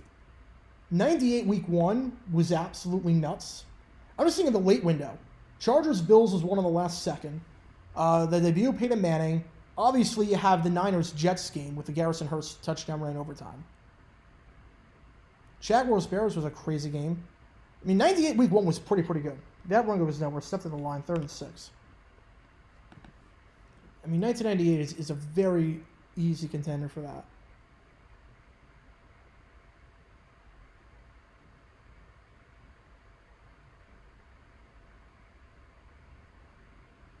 Thinking also maybe, I don't know if I can go 81, but Chiefs Steelers in 1981 was crazy good, crazy one of the better forgotten games in NFL history.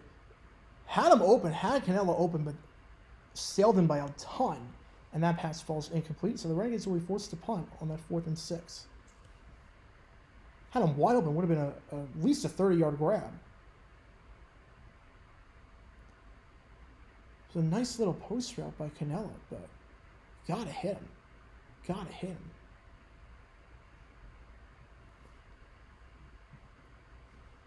How would I fix the Broncos? Russell Wilson's not the guy, so I don't know how you can fix them without Russell Wilson not being in the fold and without his cap hit. Punt field on the bounce to the 12-yard line. The 15 to the 20. Broken tackle. 25 down at the 27-yard line. So 15-yard return there on the play by Reese Robertson Jr.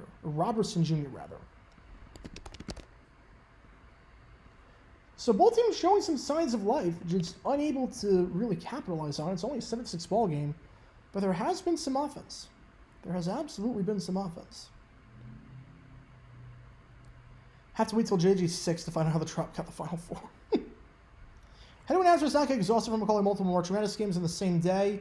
I don't know how their voices don't get shot. Because I've done 2 games in a day before, and my voice is shot. I've done 3 games before in one day. I did like a volleyball game at like 1 o'clock, and then I did a women's soccer game at 4 o'clock, and a men's soccer game at 7 o'clock. It was doable, but it does take a toll if you do it too often. It does take a toll. Just energy-wise, keeping that energy up for all 4 games, that is tough. That is absolutely tough. 2nd and 10, ball at the 26-yard line, 2:43 left.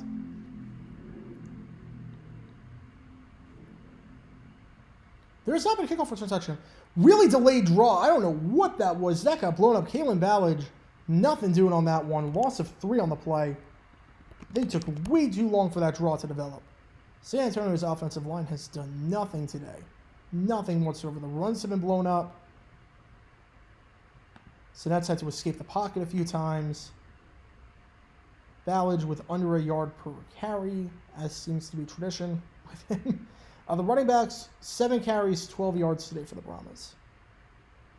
3rd and 12. Are they going to get the snap off for the 2-minute warning? They do not. They do not get it off.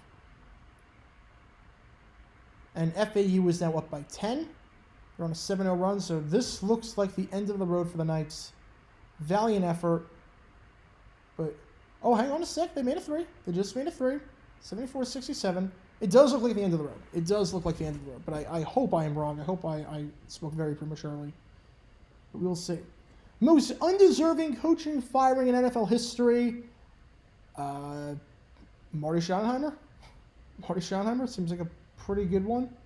Paul Brown's another good one.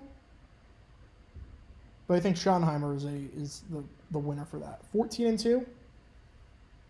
And you lose because McCree doesn't go down. And you get fired off of that? I mean, come on. Come on. Could Brian Harrison replace Gumbel? I would not be opposed. I would not be opposed in the slightest bit.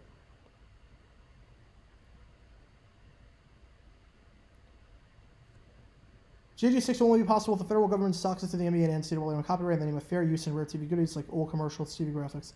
Yeah, it's tough. It's tough getting footage out with the NBA. It's very tough getting footage. College is also very tough. College football videos take way longer to edit and make than NFL videos and MLB videos. Way longer. Albuquerque was the last place to host Final Four on college campus. Pitt hosted in 1982. Oh, your grandpa attended it. That's awesome. That is awesome. That must be a very cool memory. It always feels weird now seeing the Final Fours taking place in arenas. Like actual basketball arenas and not stadiums. I'm not used to that. Is college basketball copyright different from college football? They're both pretty bad in terms of who claims it. Veritone and Exo Digital Sports are vultures with college content in general. If Barry Switzer was the worst NFC coach to win a Super Bowl, who was the worst AFC coach to win one? Ooh, that's a good question. I haven't thought about that. Who's the worst AFC coach to win a Super Bowl? All right, let me go down the line. So you have Weeb, you have Hank, you have Shula. Oh, McCafferty. It's Don McCafferty. He's the worst. Don McCafferty's the worst. I don't know who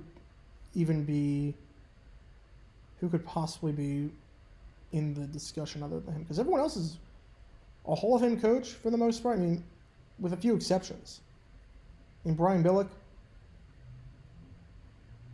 he's not a Hall of Fame coach, but for the most part, every single coach is a Hall of Fame coach, and then you have Don McCafferty. How's the NFL copyright? Depends.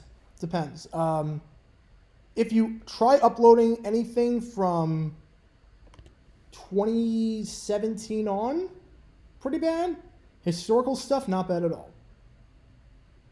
Like, I'll put it this way. I'm making money on every single one of my videos in terms of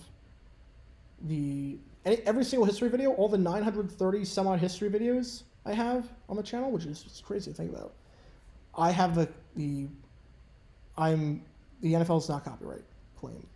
Or if they did, I dispute it and won. So now over the middle, well short of the sticks. Nice open field tackle. You have to figure Arlington will call a timeout here. And Arlington is not... Wait, why are you not calling timeout, Arlington?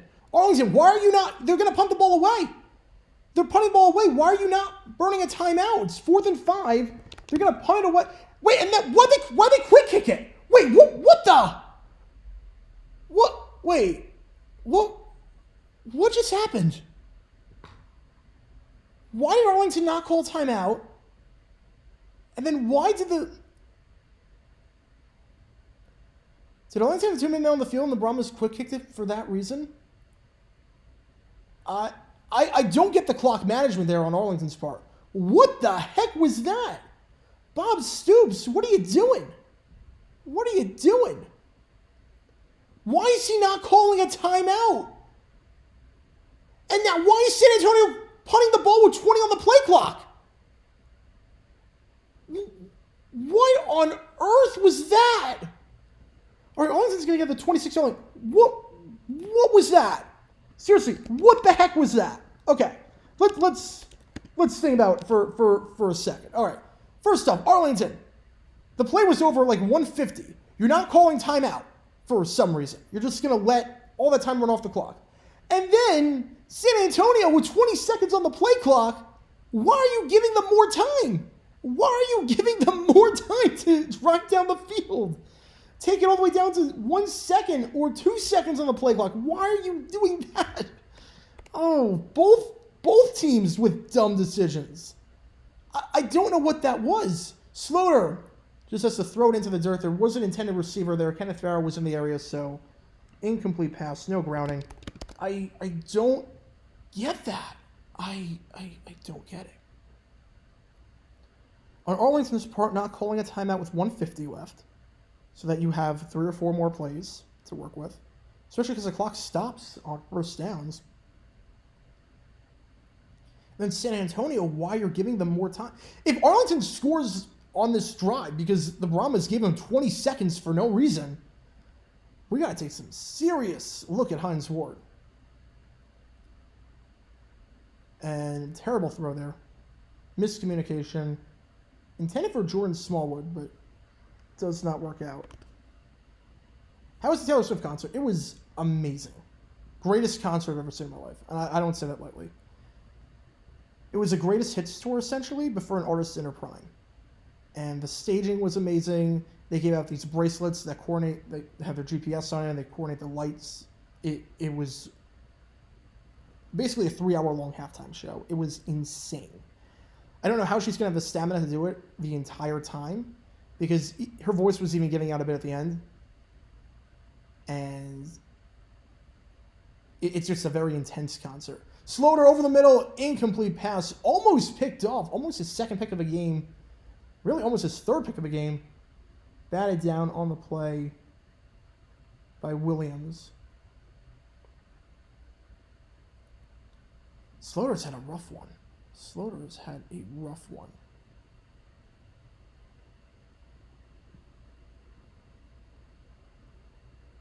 That's fair. Do they try a new quarterback in the second half? Because Slaughter is costing them right now. Slaughter is just making dumb play after dumb play, and he's very lucky that wasn't picked off. Punt fielded at the 25-yard line, taken at the 30. Cut back to the 35. Spin move, stays on his feet down at the 39-yard line.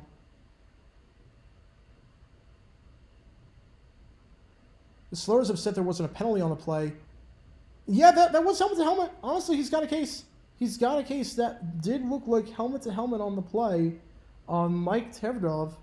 It did look like helmet to helmet, but not called. We have a $5 donation from Crazy J. Thank you so much. Waiting for the Swift Ramen Cycle Lab. Look what you made me do, Host. That would be interesting to see. That would be very interesting to see. I don't know how that would work, but we'll see. San Antonio, 39-yard line is where they start this drive.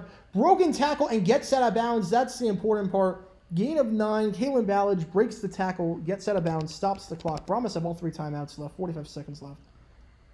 They have it at the 48-yard line. Oh, no, Taylor Swift is, by intense, I mean like intense for her. I mean like choreography, costume changes, singing for 3.5 hours. She went on an 8 and left at 11:20. I don't know how she's going to keep that up the entire time. I don't know how. There's no shot. She's got 5 shows at SoFi, back to back to back. And I don't know how she's going to do it. There was a flag on the play, incomplete pass, but it looked like part of the reason that the pass fell incomplete was because the receiver was being impeded, and it is pass interference on the Renegades, so put the Brahmas into Arlington territory. Oh, we didn't even go through Ticketmaster. Phoenix does a deal with SeatGeek, so we didn't even go through them. I didn't buy the tickets. Friend bought them, and I mean I paid him, but he did the whole thing. And apparently Phoenix was the one that went through SeatGeek, so it wasn't Ticketmaster. So apparently it for at least him it was super easy. But obviously I've seen that experience before. Sinet gets stripped. You figure the Brahmas are going to burn a timeout here, and they do. Loss of 6 on the play. Lucky to recover that ball. The line is just not giving Sinet anything to work with. Florida Atlantic just beat Fairleigh Dickinson 78-70. For the first time ever, the Owls are going to the Sweet 16. Fairleigh Dickinson's magical run comes to an end. Strip sack on the play by Willie Taylor III. Loss of 6. And we have an injured Brahma. So that's where the clock stopped. It was not because of a timeout. There was an injured Brahma. Is the guard number 72, Norman Price, from Southern Miss.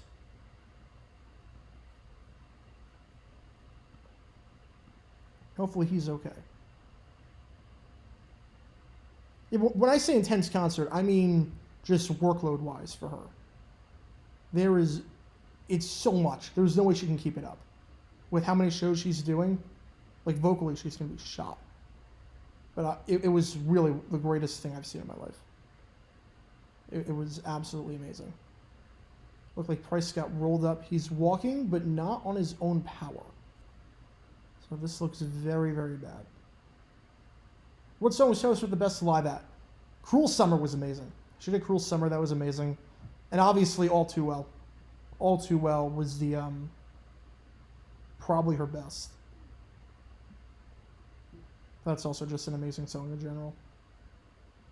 Taking my 9-year-old sister to a T-Swift show in Tampa, and she is a huge fan of her and Tampa's close show to Orlando. Have a great time. Seriously, it is one of the best concerts you'll ever see in your life. I don't say it lightly. I've been to a lot of concerts. I don't say it lightly. I'm not even a huge Swiftie. I really do not say that lightly. It is one of the best concerts I've ever seen in my life. TCU up 18-11 over Gonzaga. I mean, there's 9 minutes. There's 9 minutes into the game. Let's pump the brakes for a second. Little angle route to Ballage. Gets some of that yardage back down to 34-yard line, so it's going to be 39. And now, first timeout taken by the Brahmas. They have 2 left.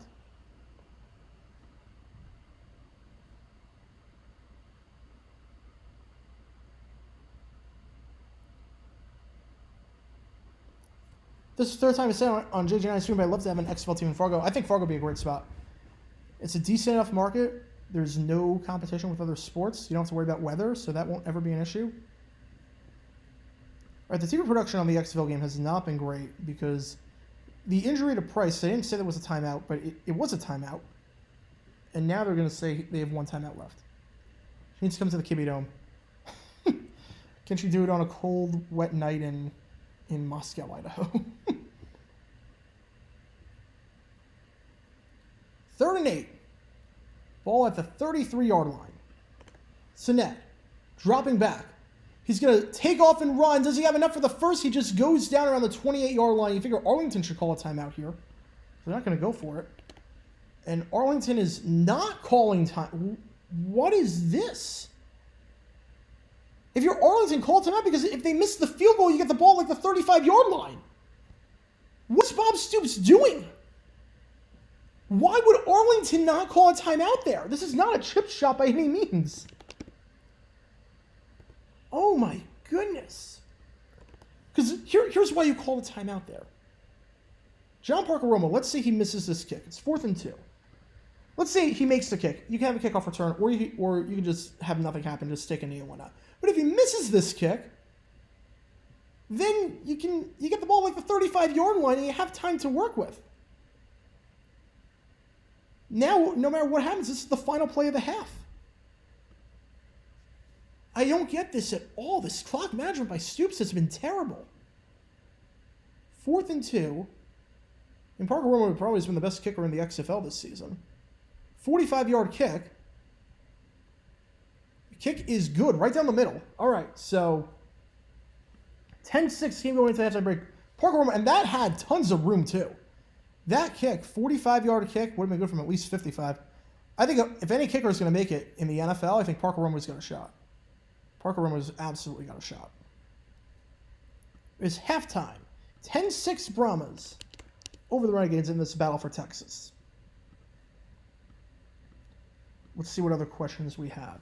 And again, if you want to have your question moved to the front of the queue and get to it right away, I have donations. You can do that. But other than that, I'm just going to go in the order they say the questions. So again, thank you guys for tuning in. This has been a fun stream so far. Really, really fun stream. A lot of great questions and stuff. The worst manager or coach to win in all 4 sports, a title in all 4 sports. I don't really have great knowledge of the NHL, so I can't really comment on that. NBA, it's got to be a team that was just super talented that it could have been anyone leading that team and they would have been fine. I guess Bill Russell, technically. So he was a player coach. I guess he might fit that mold. MLB, Ozzie not a bad choice. Ozzie's not a bad choice. NFL, probably Switzer. What do you think about the mistake on Florida Atlantic? No need for that. There was no need for that. You don't need to showboat like that.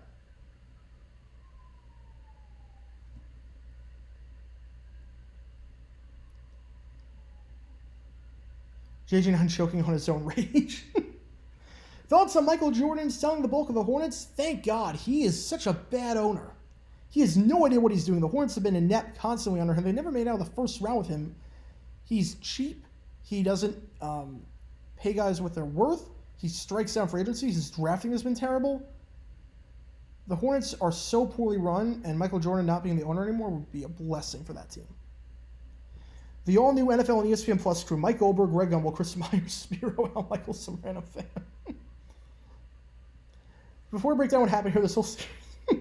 I mean, the final 2 minutes was just dumb decision after dumb decision. Bob Stoops, I don't know what that was. I don't know what that was. It was so bad. It was so bad. For you broadcasting geeks out there, watch the New Zealand versus Sri Lankan cricket test. Only one end of coverage because of high winds in Wellington. Only one because of the high winds. Wow. I mean, I've seen it for the NFL where they can't have certain camera operators because of lightning and wind and whatnot, but that is crazy. That is crazy. Let's see. Trying to see what questions we have. Imagine an Among Us Super Bowl halftime show. Oh God. Oh God. Would just be like a 12-minute murder mystery, finding out who the imposter is, almost like the Indiana Jones show. I mean, I would love it if you just get random artists, like Taylor Swift for a minute, just singing about how red is sus, and then you get a minute about like Dua Lipa saying why orange is the imposter, and then a minute with The Weeknd singing about him being in electricity with blue. I mean, that would just be terrible. It'd be absolutely terrible. Among Us halftime show. Having said that, I've seen worse. I've seen those shows from the 80s and the 70s. It's not the worst. Your first concert I've ever been to. First one I remember going to was it was 2004, and I saw Barry Manilow. I was clearly dragged there by my parents. But the first one, the first actual concert I went to, that wasn't like a High School Musical or a Disney Channel concert or whatnot, was Bon Jovi at MetLife in 2010. That was surreal. That was the first concert. That was the first one. It was amazing. It was, I think, the third show he played at MetLife. The same just opened up, and there were 55,000 people there, and it was just amazing. It was amazing. Hey, just tweet the photo to me. All right, let me check my Twitter. We also have some breaking news. Mac Hollins agreeing to a 1-year deal with the Falcons.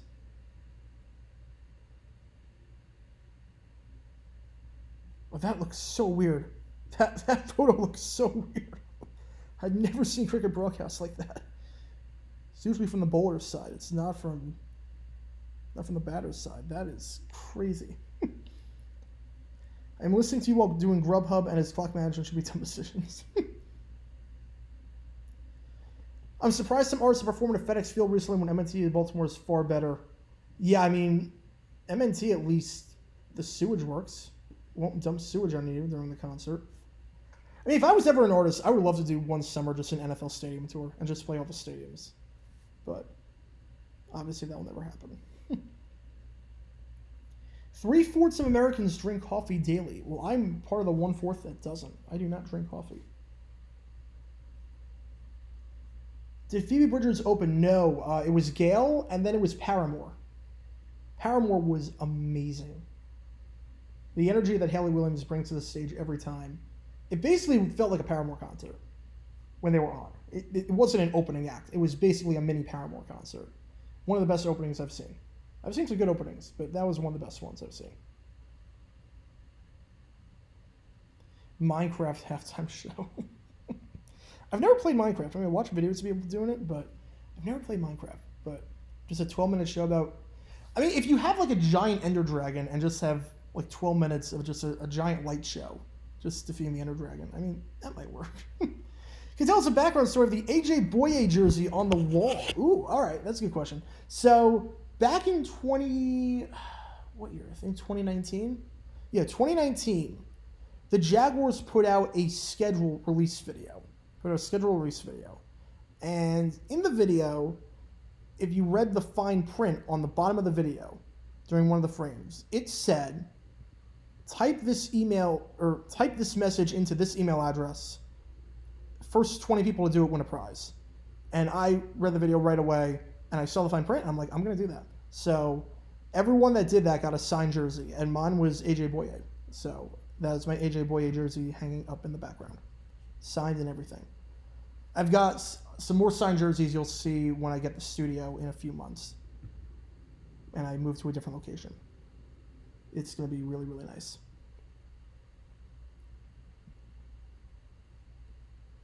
And for PSG, was humiliated today amidst going to Miami? I don't think so. Look, I love for him to come to MLS, but I don't think this loss changes anything. First time he's lost at home. It's the first time he's lost at home. Among Us halftime show, the Kibby Dome was sponsored by Bill Nye, the Science Guy. I'd watch that. What happened to Paramore? They had some bangers back in the day. Oh, they're still going strong. I mean, This Is Why is one of their best songs, and that just came out a few months ago. They just put out a new album. They did a concert before the Super Bowl at Footprint Center. They sold out. Yeah, they're still going strong. Where do I get my ideas to make videos? I just type random words into newspapers.com and see what comes up, and sometimes I just stumble on stuff. Or I'll just look at newspapers from random dates and see if I can find anything. So that's how I do it. There's no real formula. I just search, and then whatever comes up, comes up. And there's sometimes where I have a specific thing in mind, like Bud Grant. When he died, I knew I wanted to do some stories on Bud Grant and his legacy. But for the most part, it's just completely random what I come up with. Caillou halftime show for the Grey Cup. How would that even work? Like, I forget the names of the 3 stuffed animals he had that came to life in the live action segments, but I don't know how that would work. Mariah Carey halftime show?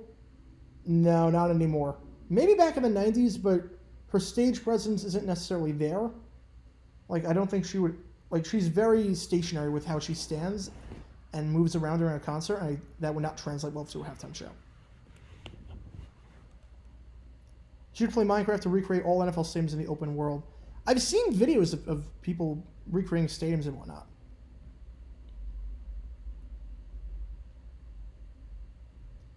Calm yourself, JJ. I don't want you getting a heart attack from watching the XFL. I've gotten them for much worse, or much less. I've never actually gotten a heart attack, but trust me, I've gotten worked up over way lesser important things. Do you have a Marv Levy story lined up if he passes away? Yes, I do. I do have a Marv Levy story lined up that I am saving for the day that he passes. Whenever that... Hopefully it's not anytime soon. Hopefully I can sit on that for another 10, 15 years. But I am sitting on something, a really, really funny story about Marv Levy from the 90s. And it's really, really funny. It's a really, really good story. But I am sitting on that. I can't really I can't say what it is, but if you're a Bills fan, you might know it if I say the words fight song. If I say Marv Levy fight song, you might know what I'm talking about. But I think that's a really, really funny story. Best ballpark. I'm biased for Oracle Park. So of the ones I've seen, of the ones I've been to, Camden Yards and Citi Field. Citi Field's amazing. Camden Yards, I mean, it's immaculate. I've never been to Oracle. I've never been to PNC, so I can't comment on those, but obviously the photos and everything and the reviews. I've never been to Fenway or Wrigley either. Never been to either of those. They really need to make sure the next halftime show artist is not pregnant. Yeah, that would help. Honestly, the Rihanna halftime show, I think now that the dust has settled, we can safely say it was not very good. We can safely say it was not a good show. It wasn't that she was pregnant. It was the fact that they built the entire show around her choreography when she couldn't move because she was pregnant. Like, if you're pregnant, that's one thing. If you're pregnant, that's one thing. Just don't build a show around her weakness. Just don't do that. That was the problem with it. Don't build a show around someone who can't dance, where she has to dance. Don't do that. Find another way. It's not like it came out of nowhere. It's not like it came as a surprise. Like it's almost like this. If I'm a basketball team, and I've got some really good shooters, some really, really good shooters, but the problem is that all my guys are under 6 feet, I'm not going to create a game plan where the plan is to drive to the hoop and go one-on-one post up with big men. I'm going to design a system to play to their strengths. Rihanna's got strengths. They didn't play to them. They halftime show played to her weaknesses, which is what didn't work. Have I thought about doing a video while showing my face? No, never. And the reason for that, it's just, it has to do with editing purposes, has to do with audio quality purposes. It takes way longer to do videos if I were to show my face. It would take way longer in terms of editing and making the cuts and adjusting the audio and everything. It would take way, way longer. Plus, there's no real need to show my face in the videos. The point of the videos is the story itself. It's not the personality talking.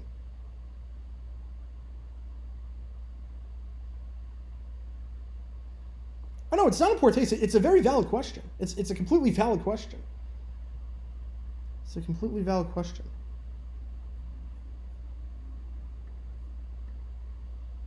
He marvelously outlived Bud Grant and Jerry Burns.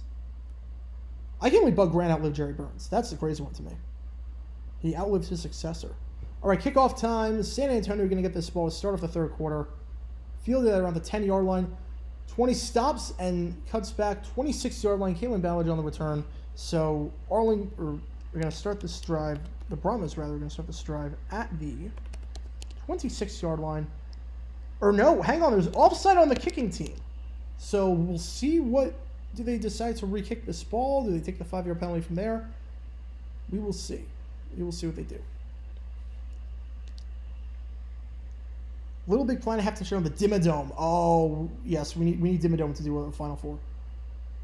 A video explaining what pepper games are in baseball. I don't know what pepper games are. I don't know what they are. He basically just described FDU. But their strategy wasn't drive to the hoop. Their strategy was just take jump shots. Their strategy they didn't post up on guys for Purdue. They took threes. They took wild shots. Sinet off his back foot. Didn't get the feet set. I don't know why, but the pass is caught nonetheless. Caught by Patrick. Gain of 3 on the out route.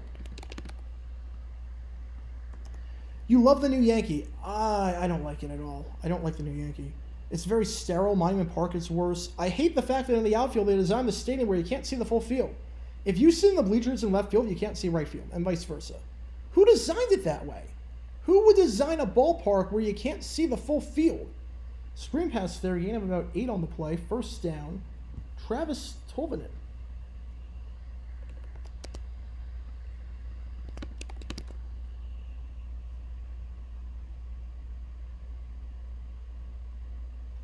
Kiss as a halftime show? No way. Not a chance in the world. Will Miley Cyrus get a show? Maybe. She did the TikTok show for the pregame for Super Bowl 55. I don't think she'll get a show anytime soon, though. My guess is that next year, if you were a betting man, I would bet money next year on Harry Styles. Do not bet on Taylor Swift. Why she's the odds-on favorite, I don't know. She's come out and said she won't do a halftime show until she re-records all her albums. And all the Taylor's version comes out, so she owns the masters to everything. Until that happens, she's not doing a halftime show. So why are people betting on it? She's flat out said she's not doing it until this event happens. Catch is made for a first down by Ballage, but there was some downfield blocking action, so this won't last.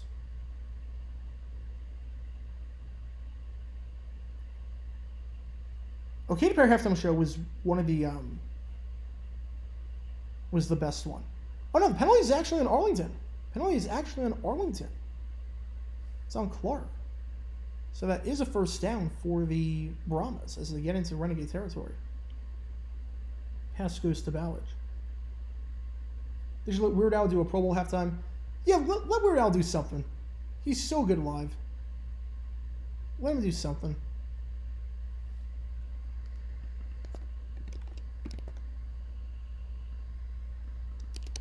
So, Brahma ball at the 36-yard line, 1st and 10. Sinet dropping back. He's got pressure. Runs into the sack, then scrambles out of it. Going to throw on the run, and it is caught. Gain of 6 or 7 on the play. You can see the element that Reed Sinet brings to this offense that Jack Cohn really could not. Sinet able to use his feet to extend plays in a way that Cohn really couldn't do. Gain of about 7 on the play. or 6 rather. So second, fourth, the 30-yard line. Nice play there by Sinet. We have a $5 donation from Lester Wing 23. Thank you so much for that. Enjoying the new baseball channel. Thank you so much. Hope you do a video on Disco Demolition Night. I've thought about it. It might be a bit too well known. And on top of that, ESPN did a very good documentary on that. Sinet jump throw incomplete pass. So 3rd and 4. Did a very good documentary on Sports Center on that. So I think I couldn't do anything that could add to that necessarily. So probably not. But if I can find an angle for Disco Demolition Night, I would love to, because that's such an iconic moment and one of my first memories of a crazy baseball story. Because I remember watching that Sports Center special. I think it was 09. I think it was like 30 years afterwards. They did like a 30-year remembrance of it. I'm like, this is crazy. That really got my love for the history of baseball. That helped a ton with my love for that. Because it was right around that time I also visited the Hall of Fame up in Cooperstown, because my cousin was playing a baseball tournament there. So that's really when I fell in love with the history of the sport. Like, this is incredible. 3-yard gain, 4th and 1. Let's see what they do here. You got one of the best kickers in the XFL in Parker Room, maybe the best kicker, but it's only 1 yard out.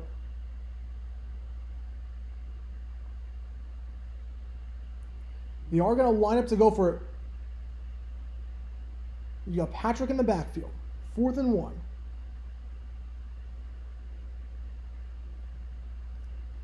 Here we go. Hand off to Patrick, and needs a yard. He gets 2. It is a first down. I love that one of the defenders on the Renegades, it looked like number 41, Devontae Busby, was signaling that he was short when he clearly picked up the first. It wasn't even close. It wasn't even remotely close. I don't know what that was about. 14-2 USA. Oh my goodness. Oh my goodness. Best pre-Dirk Mavericks team. There's not really a whole lot of options. Sinet just going to throw this one out of bounds, incomplete. There really aren't a whole lot of options before Mark Cuban and company came to town. I guess 87, 88 by default, but I mean, you don't have a whole lot of options to choose from. You don't have a whole lot. Describe what a Mike Goldberg halftime show would be like. It would be him commentating the fans in the stands, but getting their names wrong and getting section numbers wrong by like 4 or 5 sections. It would be terrible. 2nd and 10 ball, the 25-yard line. Sinet, play action. Feels pressure, gets rid of it, firing for the end zone. That is picked off at the 1-yard line. Had to throw it off his back foot. It is Joe Powell on the pick. Renegades ball at around the 2-yard line.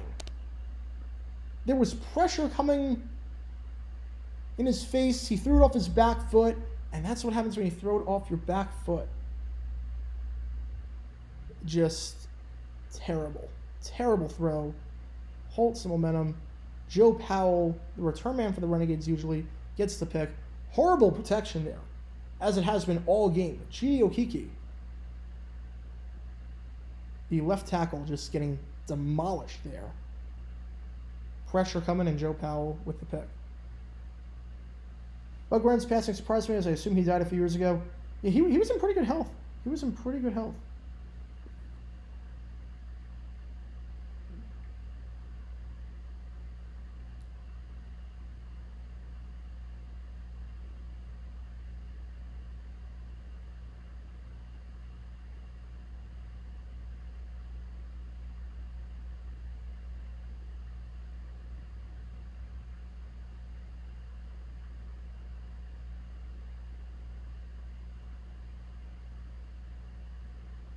So I'm just going to take this really quickly. My apologies.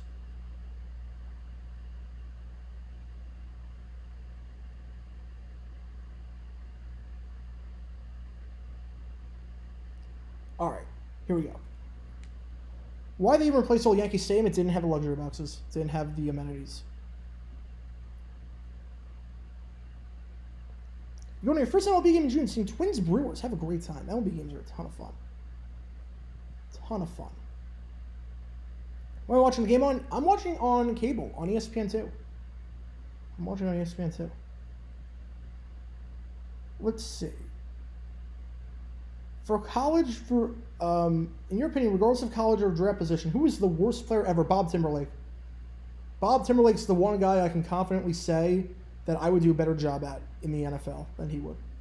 He kicked field goals in 1965.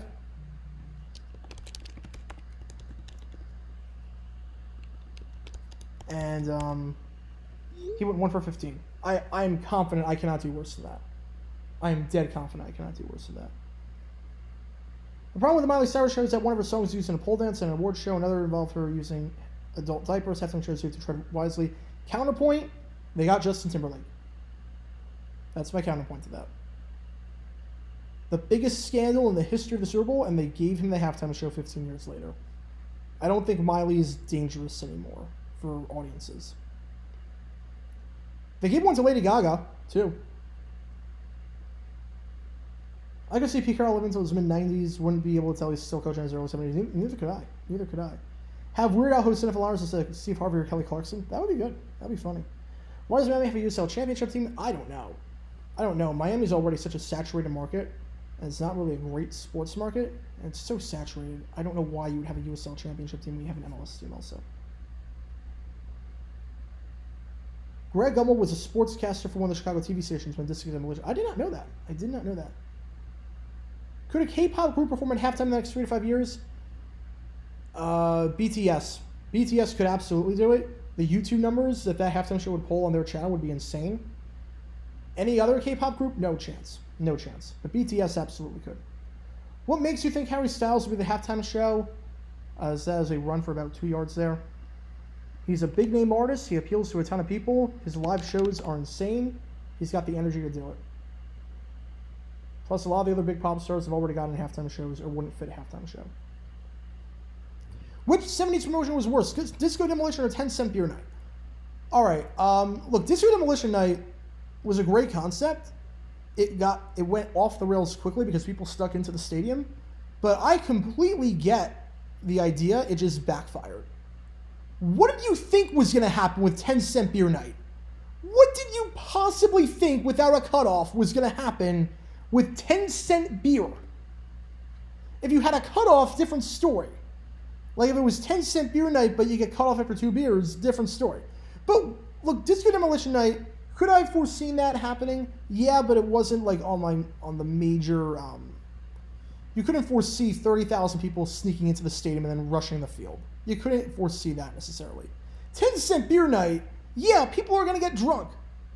What did you think was going to happen?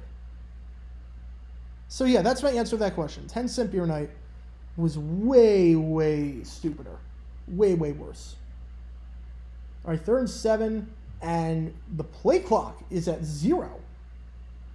Buddy's watching your Super Bowl shuffle. Oh, easily Super Bowl shuffle. And Arlington has to call a timeout. I don't get why you call a timeout there. 3rd and 7, if you take that away a game, it's what, 3rd and 9? Like, what's the difference? That timeout is way more valuable than the extra 2 yards because you're so pinned, it's half the distance to the goal. Just take that away of game, know the situation at hand, and back up 2 yards. Not as important as the timeout that you might need later. What would a Ted Lasso movie look like? Ooh. My guess for a Ted Lasso movie would be Ted Lasso retires. He's been retired for a bit. He's living back in America trying to rebuild his relationship with his wife, or his ex-wife now. And is caught down to 22-yard line. So nice play there. A gain of about 17 on the play. LeJon Winningham. It's Winningham on the grab. Take it to the 22-yard line on the first down. And while that happens, the USA soccer team needs a head coach. And he's convinced to come out of retirement to do that. That would be my guess. What's ironic about Disco Demolition Night is it might have killed mainstream disco, but a few years later, house music started. Yeah, I mean, look, mainstream disco, that was really the end of it. You look at the charts from July of 1979 and the charts of December 1979, yeah, Disco Demolition Night was a turning point. It killed disco. Disco Demolition Night killed disco. Every artist was doing disco songs. Rolling Stones had a disco song. Dolly Parton had a disco song. Every artist had a disco song. And then by December 1979, it was all adult contemporary soft rock. We went from disco to yacht rock in about 4 months. And Disco Demolition Night was exactly the turning point. Slaughter slides down at the 31-yard line. Like, seriously, the charts are vastly different. You look at the chart from July 1979 and the chart from December 1979, it's like night and day. I've never seen a shift in music like that quickly. I've never seen it.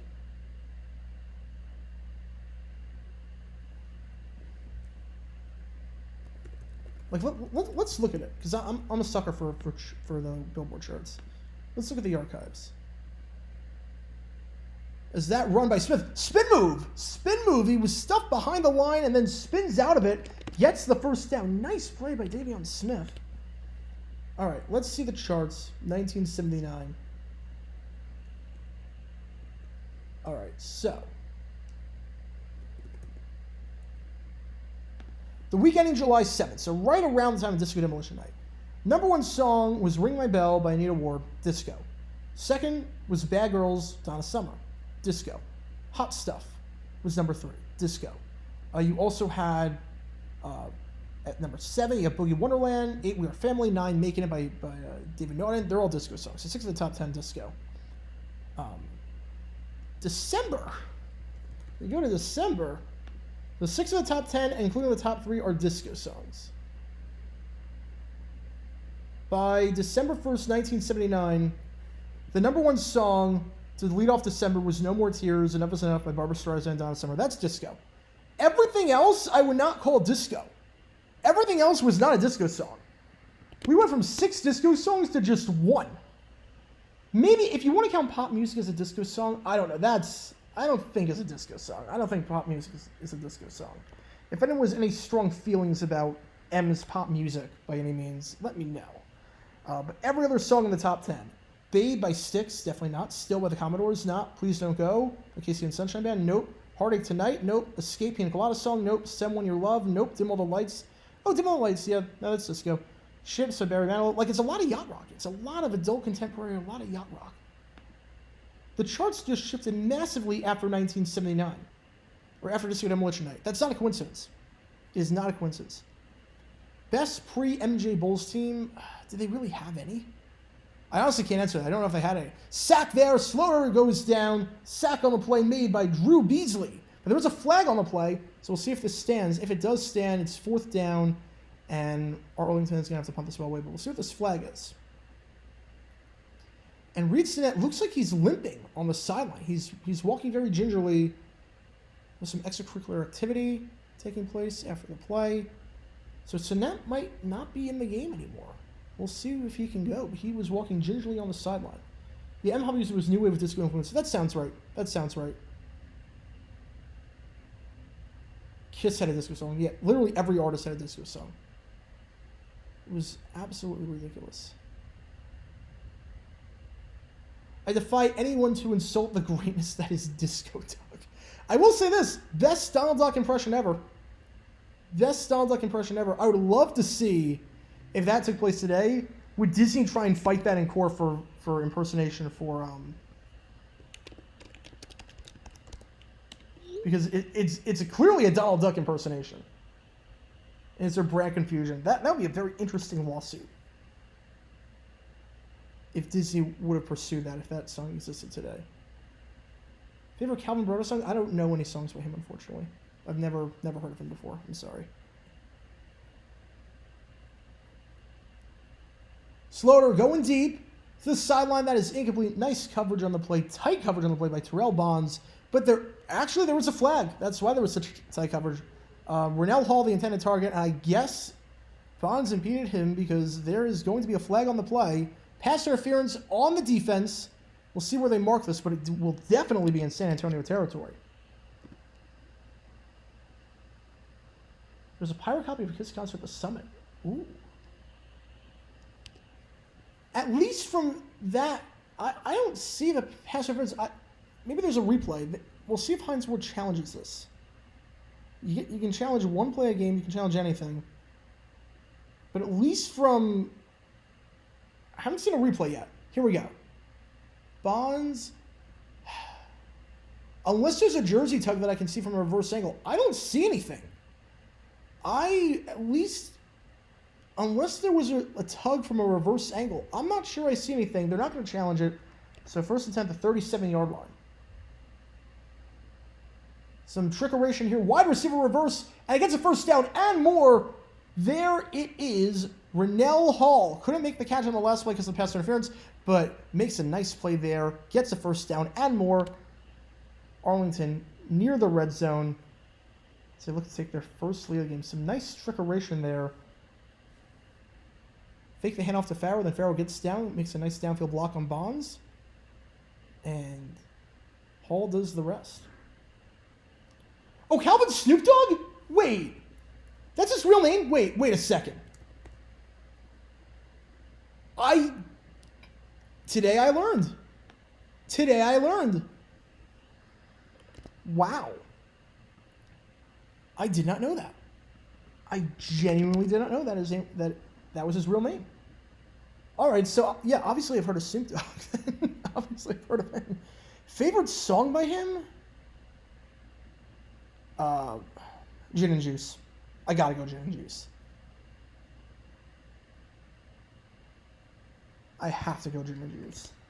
There were some great songs by him. Nothing Much You Think, Drive Like It's Hot, but the best is by far Gin and Juice. Was there pass interference on that play? No. Sal Cannella, the intended target. No pass interference called, even though he was stopped on the play. So 3rd and 12 at the 18-yard line. The last Daft Punk album, Random Access Memories from 2013, is basically a disco album and won Grammy for Album of the Year. There was a mini disco revival in like 2013. There was a mini disco revival, and I loved it. You had R.A.M., you had Justin Timberlake with a few songs that were disco reminiscent. Bruno Mars had Treasure come out. Katy Perry had Birthday come out. There was definitely a disco revival of sorts in 2013. Then it just stopped, and I don't know why. Catches me on the slant route by Cannella, so he makes that grab, powers his way down to the 2-yard line. So 1st and goal for the Renegades at the 2. Sal Cannella on the slant route. And some more extracurricular activity, but it's not the first time it's happened on this drive.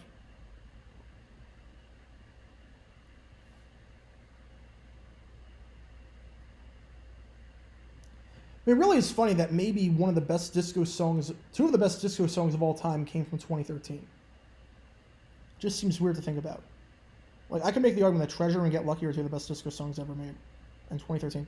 Smith, I think he got in. I think Davion Smith got in with that second effort. Nate Becker signaling that he's in, but the referee is signaling that he's short. Smith's saying, I want to check the monitor on that one. I thought with the second effort, Smith got in, but we will see. Dean Blandino is upstairs. He's looking at it. I thought he got in. I definitely thought he got in. Best disco song. I mean, is it too cliche to go Staying Alive? Are we counting September as a disco song? If September is a disco song, then it's September. But I think it might be too cliche, but I have to go Staying Alive. Anything the Gibbs wrote was just gold. Anything they wrote was majestical. What do you think of Brandon Cooks going to Dallas? I'm so glad he's not in the AFC South anymore. Brandon Cooks was like Jerry Rice every time he played the Jaguars. It was not good. I'm so glad he is not in the division anymore, and that the Texans gave him away for nothing. I just can't believe he got traded yet again. I just can't believe he got traded yet again. All right, they're taking an extended look at this. 1:19 left in the third for those wondering. Still looking at this. I thought he got in. It looks just any part of the ball across the plane. Okay, now they're coming to a consensus. Ruling on the field stands is called. 2nd and goal. Heart of Glass, I mean, that's a great song. I love that little time signature change right in the middle of the song where it just goes to 3-4 for like one part, or it goes to 7-4, I guess. It's so good. I love that song. I think that's my favorite Blondie song. If it's not that, it's Call Me, or it's or Tie to Side, but I think I gotta go that. And that handoff that time is in. So Smith couldn't punch it in the first time, but he punches it in that time. Touchdown Renegades, they take their first lead of the game. Is that disco? I would say so. I would say Heart of Glass is disco. I would definitely say it was disco. 12-10 Renegades now. We'll see what they decide to do here with this extra point. Again, you can go from the 2-yard line for 1, the 5-yard line for 2, or the 10-yard line for 3. What's interesting with the Bee Gees were Rock Band with some success, and then when they exploded when they went disco. Yeah. They're going to go for 2. They're going to go for 2.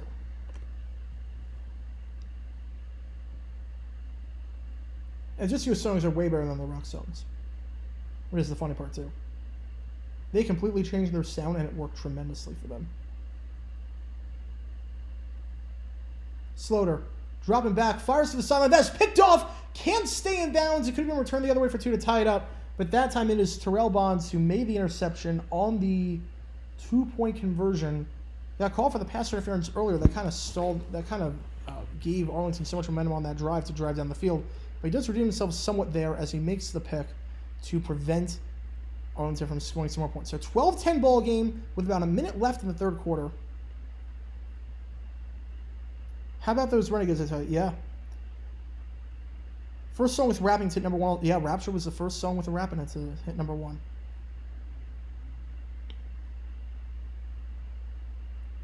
Yeah, CPR classes use the B as a timing sample. I don't know if that's a real stat or if that was just a legend created from The Office. I don't know. I've seen it so much that I just assume it's fact, but I don't know if it's if that was just a joke made in The Office or if that's actually legit. Like, I genuinely don't know. Neither answer would shock me. Neither answer would shock me. How will the Dallas Cowboys be for Super Bowl? How good will the Cowboys be for Super Bowl chances so Hank Hill will not go? I'm not quite sure what that means, but I don't think they're going to make Super Bowl this year. I'll tell you that much. I don't think they've improved a ton. Dak Prescott's way too turnover prone. I don't trust Mike McCarthy for obvious reasons. Worst ref call in March Madness history. Oh, there have been some bad ones. There have been some bad ref calls. The Gonzaga Northwestern call was pretty bad. The Gonzaga Northwestern call where he stuck his hand under the hoop. And they didn't call it. That was pretty bad. There have been some awful ones, though. There have been some absolutely terrible ones. Oh, that's actually true. Oh, it's actually real. I did not know that. I did not know that. I'm learning something new every day with this stream. You guys are great. Thank you. I did not know that. Why can't there be skyscrapers on Long Island? There's no real point. There's no real point. They're all New York City.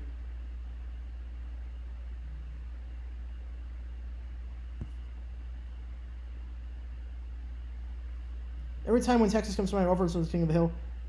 I mean, King of the Hill it's great. King of the Hill is great.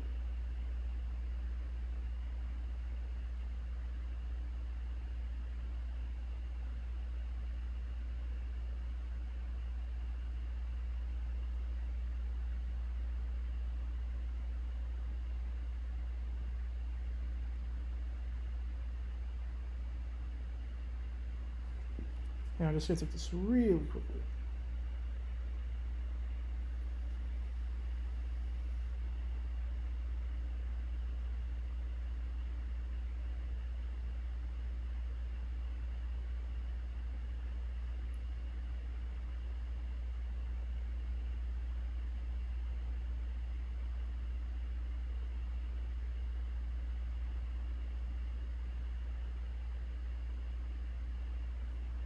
All right. Let's see. Ever since King of the Hill premiered in 1997, the Cowboys have failed to make it to an NFC Championship, and the Texans haven't made it to an NFC Championship either. Maybe that's the problem. Yeah, Heart of Glass is definitely disco. Rapture's, yeah, that's definitely hip hop and rap. That's definitely not disco. But Heart of Glass, that's about the only song by Blondie I can say is disco. But it's an awfully good one. There's some artists, if their forays into disco is a one-off, was not good. Blondie's the exception. Blondie was really, really good. San Antonio's going to get this ball to the 33-yard line. Anyone got propane?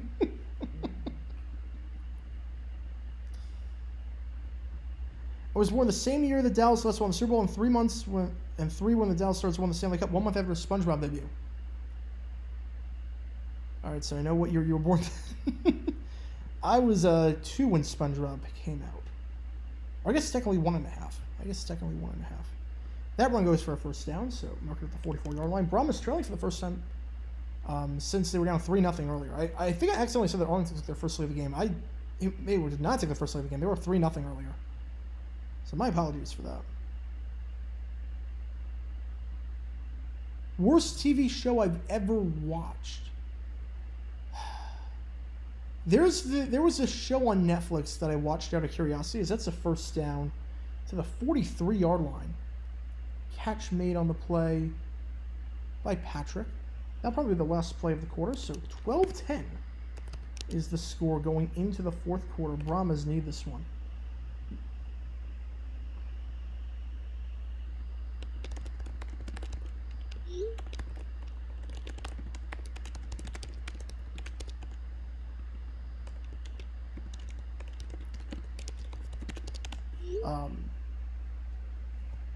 But there was a show on Netflix I watched out of curiosity.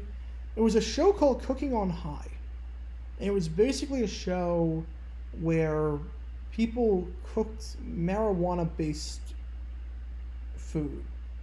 And the judges were high. And they cooked marijuana-based food. And it was just terrible. I thought it was going to be like so bad it's good. It was just legitimately terrible.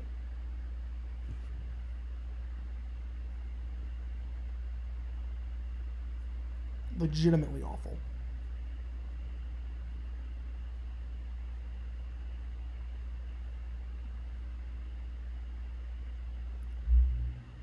But there are some bad ones.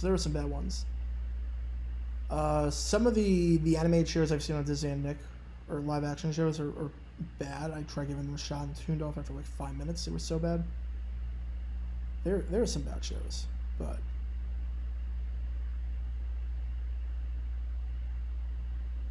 I feel like the worst was probably the Cooking on High on Netflix. That was pretty bad. I tried like 2 minutes of the Fairly Odd Parents show on Paramount Plus, and it was so bad they took it off. There was no legal way to watch that show. I tried 2 minutes of it. I'm like, this is terrible. Oh no, the show was terrible. The show was absolutely terrible. 600-Pound Life, yeah. I mean, I never watched it, but I had like some of my family members watch it, and they enjoy it. But I'm like, I don't get it. I don't get it. Problem with Star Wars on Cartoon Network is the worst show I've ever seen. The animation hurts your eyes and is vomit-inducing. Ooh. All right, I've never heard of that show in my life. Let me look up animation-wise. What are we looking at here?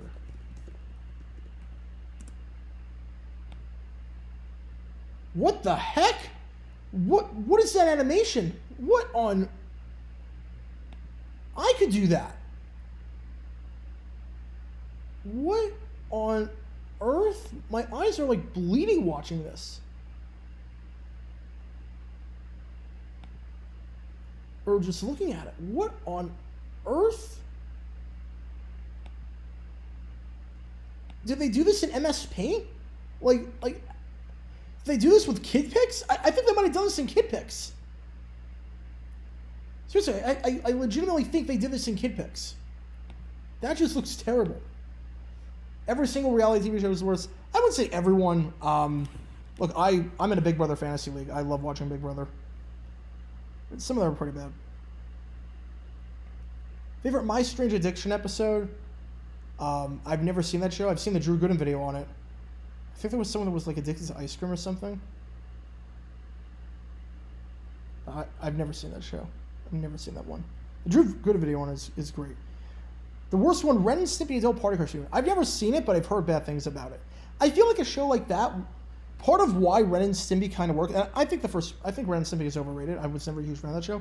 But part of why adult references in kids shows work is because you have to be creative to get around the filters. Once you take those filters off and it's free reign, you can do whatever you want, you have that freedom, You don't have to be as creative. You don't have to be as good. Another delayed draw. That one actually, it doesn't really work. I don't know what this delayed draw play is. Flag on the play. Someone might have been downfield before, because that took a long time to get going. Thoughts on Dance Moms? My sister was obsessed with that show. I think it was terrible. I think it is not fair for, or it's holding on the Brahmas, rather. So back them up 10 yards, back into their own territory. It's not fair to the kids. It's not fair to put that pressure on 7 and 8-year-old kids. It's not fair. At all. And Abby Lee Miller is just a terrible person. Just an absolutely terrible person. First two SpongeBob movies. Second one was good. I like the second one. The first one is a classic. There's nothing more to say about the first one that has been said already. The first one, the music is great. The jokes are great. The animation is great. The plot is great. It's just perfection. It's one of those movies where I don't think I'd change a thing. I don't think I would change a thing about the SpongeBob movie. It was that well done. It was that true to the original.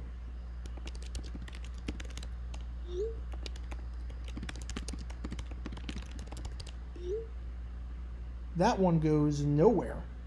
Behind the line of scrimmage, so about 3rd and 18, let's mark it.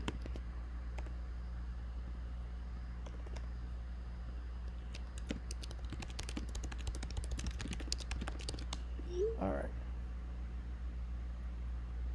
If Tony Parker made that shot end of regulation game 6 of 2013, would it be the greatest shot of all time? Probably. Probably. The greatest almost shot ever was Gordon Hayward for Butler. That's the greatest almost shot.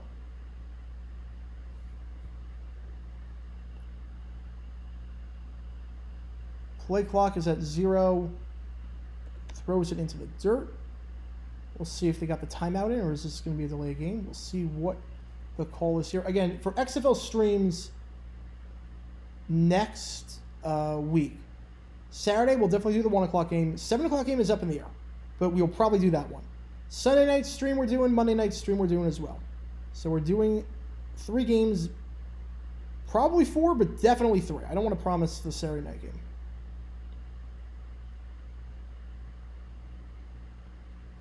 All right, so there was no, I don't know what the heck just happened there. I don't know what the heck that was. So the play clock ran to 0, but no timeout or penalty was called. And then they reset the play clock, and now the Brahmas still can't get it off. There's mass confusion. Brahmas have to burn their timeout. They have 2 left.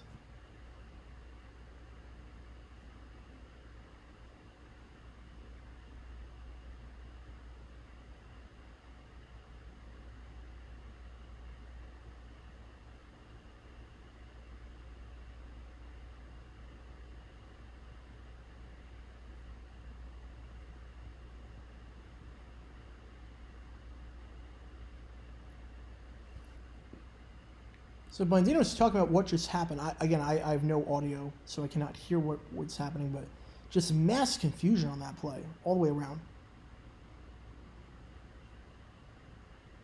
Fairview looks like a mobile game. I have not seen Fairview. What does the animation look like? Yeah, no, that looks like Hickeytown Heroes. That's what that is. That art style is Hickeytown Heroes, but just for adults. And way, way worse. I don't know what that is. The Nut Shack? That's a real show? The Nut Shack? Oh, that just looks terrible. Oh, that animation looks like they tried to do American Dragon Jake Long, but a million times worse. That's what that looks like. That's terrible. TLC actually originally stood for the Learning Channel. Yo, you're not learning anything now. Biggest NBA Finals upsets besides 2016. Pistons over Lakers. If Gordon Hayward shot gone in, who's playing Brad Stevens and Gordon Hayward in the biopic?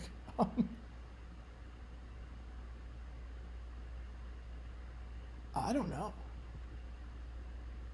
I don't know who's doing it. There's a flag on the play, trying to push the pile forward. 45-yard line is where Patrick ends up going down, but we'll see what this flag is. It came from the sidelines. Yeah, I know who played both of those guys in the biopic.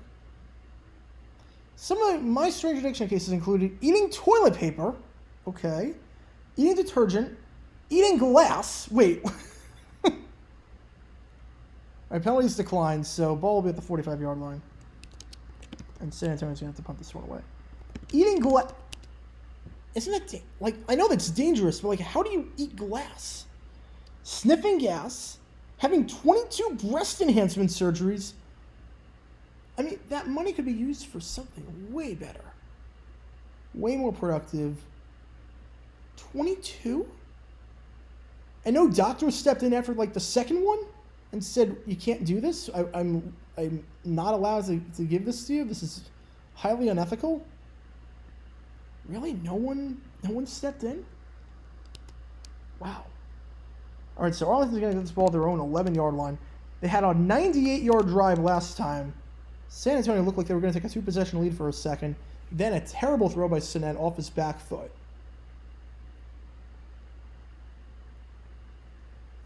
And the Renegades drove 98 yards down the field to take the lead.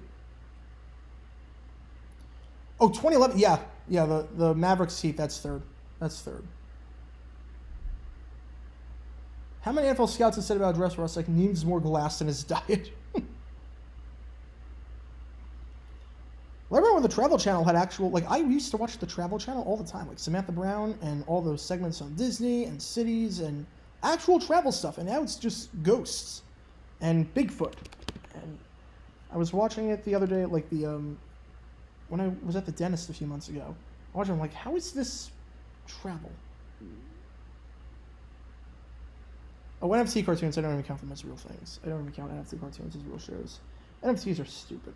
I never got the hype around them. I'm glad they crashed. Like, what is the point?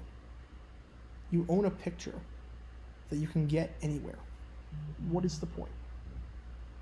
Makes no sense.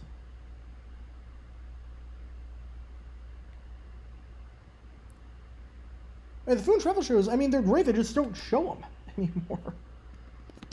They don't show them. I like bad food shows. I don't like good food shows. I like shows about like kitchen nightmares and stuff, where they're making terrible food. I like watching like Bar Rescue, like shows where the chefs are actually competent. I don't like them. I don't know what it is. I've just never been into those. That run goes down. We're 2nd and 10 ball at the 25-yard line.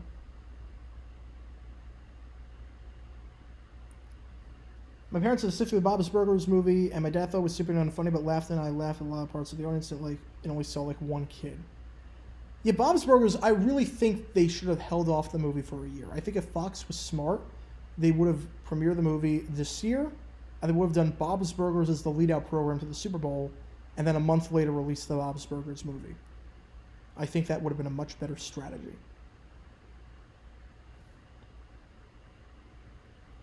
Pulisic to Atletico? I'm not sure he's going to leave the Prem.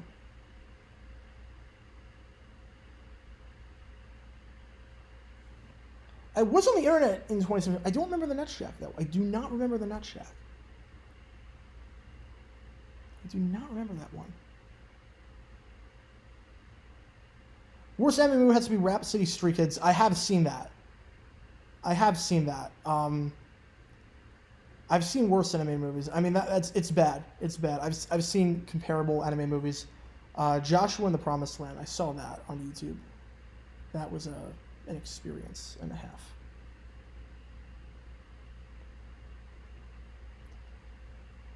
I've been to a few Bar Rescue bars, and I must say the revisited shows match my experience. I love Bar Rescue. I love John Taffer. I love Bar Rescue. Such a good show. Such a good show.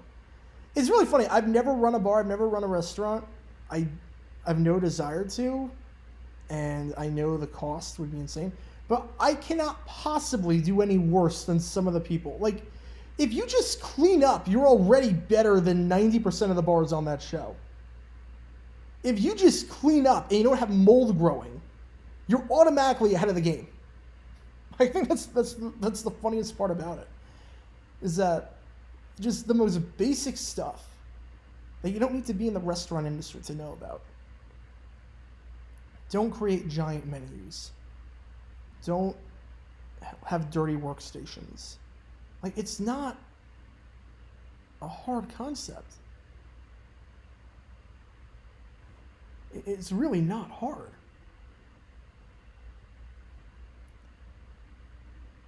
Like, there was one restaurant, Kitchen Nightmares, where like it was clean and the food was great. It was Kitchen Nightmares in the UK, and Ramsay just it was like a soul kitchen. It was and it looked really, really good, and it was basically the episode was like, okay, how do we get this place making business, because the food's there. That's like the one exception. Everything else is like, oh, did you not notice the mold growing? Did you not notice the fact that your countertops are covered in rust and dust? Oh, the O-Face bar episode was like, what the heck were they thinking? What the heck were they thinking? Some of these bar concepts also make no sense. So there was that one episode where like it was a bar in, was it Minnesota, where like there was a bar and they own a second bar like 500 feet away on a baseball field. Like, that made no sense.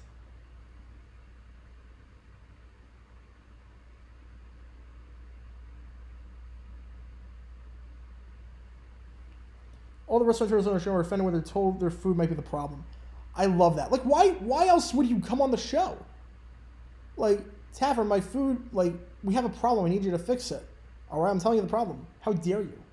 Tyler Vaughns drops that pass, incomplete pass to 39. Like, what do you think was going to happen? I love how you can tell whether the bar is going to succeed or not. You can tell just based on the attitudes of the restaurant owners and whatnot. You can tell whether they're going to make it or not. Like, there was this one that was run by a baseball player, a former baseball player, and he just didn't know how to lead, but he knew, okay, this is a problem. We need to fix this. He listened to all of Tavert's advice, and he took everything that he said to her. I'm like, this bar's going to make it, and it did. It's around. I forget the name of it. It was a former baseball player, and he basically invested everything into it, and the workers weren't that good, and he was just too scared to offend them because they're like family, and then the moment Taffer talked to him, everything changed.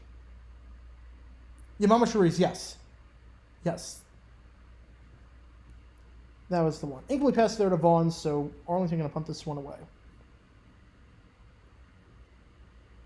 Gordon Ramsay would be great in the Chris Hansen role of the Cashew Predator. How many more years do you see TV being profitable or relevant? As long as sports are a thing, it's never going away. 4th and 9. Are they going to get this punt off? Clock is at 0. We'll see if Stoops is going to challenge this play. He might challenge whether there was PI on the play. I've never been to a bar rescue place or a Kitchen Nightmares place. If Amy's Baking Company was still around, because I'm in Arizona, I would have gone to that just to see firsthand what the heck that was like. So it looks like Arlington is challenging whether there was pass interference on that play. You get one challenge a game, so keep that in mind. If they lose this challenge, that's it, and you lose your timeout, and it's 4th down. If they do win the challenge, it's 1st down for the Renegades. So we'll see what happens here. Have I ever seen Glenn Moore in DDS? Yes, I have seen that. I don't get, why was there a laugh track on that show? Why was there a laugh track in an animated show? Laugh tracks I'm fine with in shows where there's actually a live audience. Like, I'm fine with it in shows like Fresh Prince where you actually have a live audience. But in an animated show, like, come on. That's just ridiculous. That's just ridiculous. Worst movie ever made is Last Airbender. Holmes and Watson was the worst I've ever seen. With Will Ferrell, Ferrell and Riley. It's terrible. I lasted 20 minutes into that. And the only reason I saw it was because we were morbidly curious. One of my roommates jailbroke a Fire Stick, and we were able to watch it. I don't know what Amy's husband was doing. I think he got deported, but I don't remember what exactly. Polo 6 at AFC Richmond. Believe. Even my ADHD and autistic brain could run better than restaurants and Kitchen Nightmares. Yeah, I mean, challenge was unsuccessful, so they lose the challenge, lose the timeout. Only have one left. Like, it's just basic stuff. You don't clean up every night.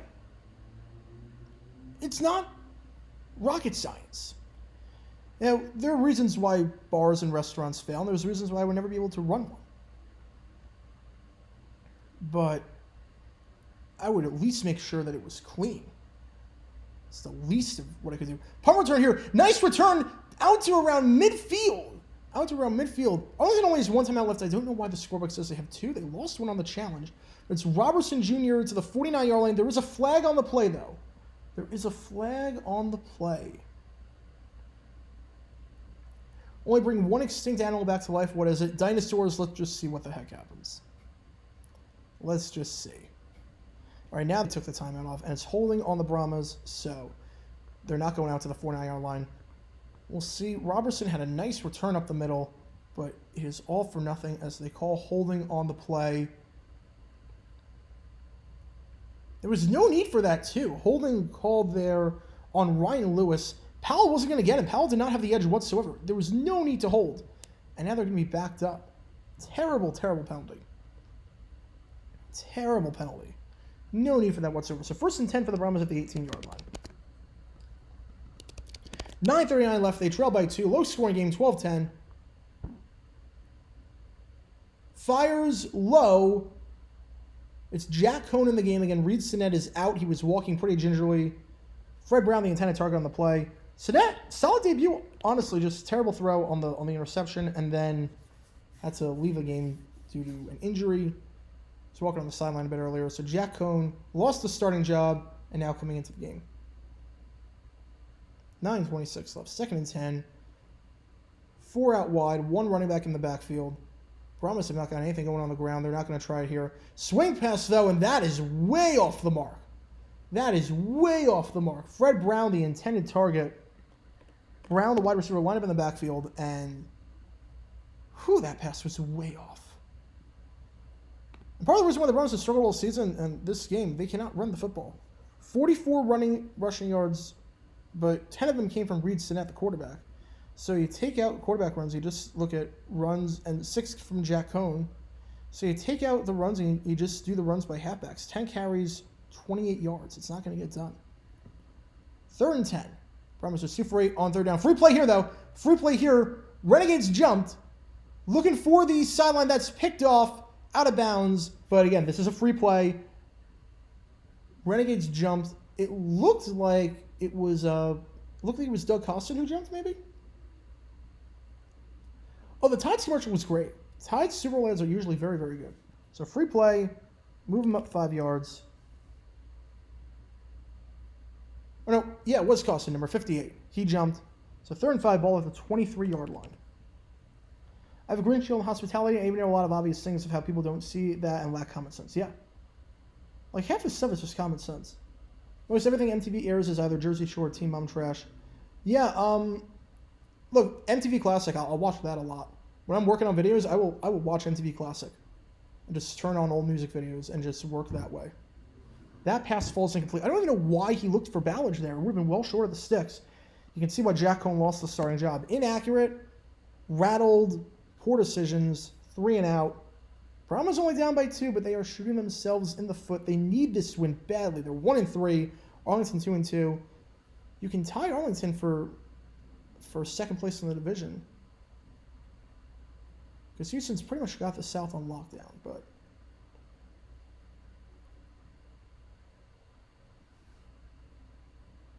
false start. So back them up 5 more yards. Yeah, let's just take a quick look at the XFL standings, just to give you an idea of where things are. Since we are at the halfway point, we can start thinking about that. Top 2 teams in each division make it. So in the South right now, the Roughnecks are 4 and 1. The Renegades are 2 and 2. The Brahmas are 1 and 3. The Guardians are 0 and 5. So this is a monumental game. You figure Orlando is done. Orlando's not going to do anything. But the Renegades and the Brahmas, one of them is going to get a playoff spot because Houston's pretty much got the division on lockdown, it seems like. So this seems like a must-win for the Brahmas because you cannot fall 2 back of a playoff spot. You cannot. 4th and 10, pumped by Brad Wing. It's fielded by Powell. Gets out near midfield. He's got some room. 35-yard line. It is Powell. Takes it from the 35 to the 35. Joe Powell. He got held on the punt return on the last drive that started everything for the Brahmas. Or where the Brahmas had to get backed up. He got held, and now on the other end, he gets him down to the 35-yard line. So only 12 net yards on the punt.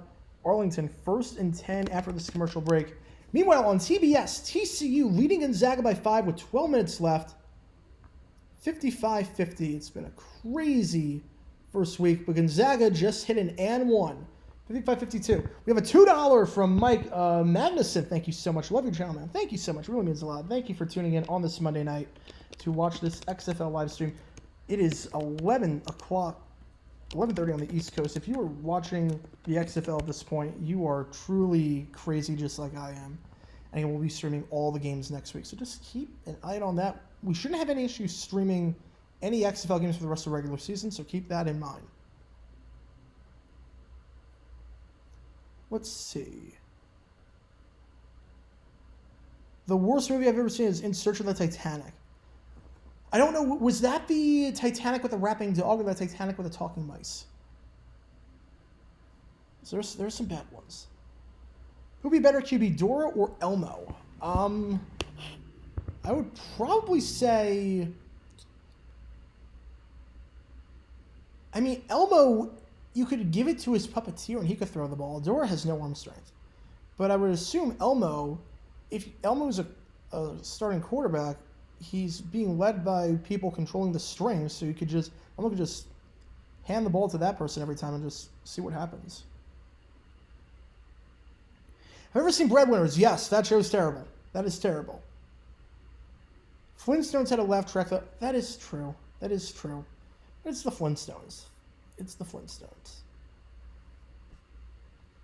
A woman who actually eats bricks. What? That cannot be. I thought you would die by doing that. I thought you would die by doing that. It was a sequel to the one JonTron didn't review. Oh. I did not. Oh, wait. That cannot be. That's actually real. How many movies about the Titanic are there that are terrible and animated? Oh my goodness. I don't get it. I just don't get it. Yeah, Amy's Baking Company, I mean, the people there were just awful people and were just toxic in every way. It was so bad. Food Fight is the worst movie ever. How they managed to release in that state. I mean, I think there was something that happened with Food Fight because the movie got delayed by a lot. There was some footage that, because they got big name artists and whatnot. Something happened because it cost $65 million to make. There was something that happened behind the scenes. And they just had to release it. Buffalo Super odds, I'm guessing probably 10 to 1. Let me check. What are their odds? Plus 850, so about 9 to 1. Yeah, that makes sense. Makes sense. A suggestion for improving the static presentation, add the one-loss record under the logos. Ooh, that's not a bad idea. Do I have the space to do it? I can try it. All right, so 2nd and 9, ball around the 35-yard line. I can actually add that right now.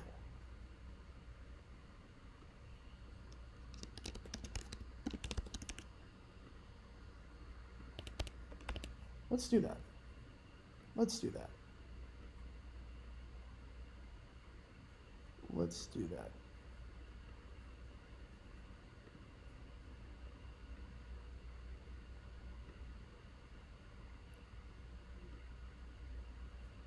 All right, 2nd and 9. Clock is stopped. There's an injured player, and it looks like it is Letty Brown, or no, it is Kenneth Farrow, who had a pretty good game. Pretty good game, all things considered. Getting a lot more carries than usual. Splitting some reps with Smith, and he gets injured on that run. Hate to say it. Hopefully he's okay.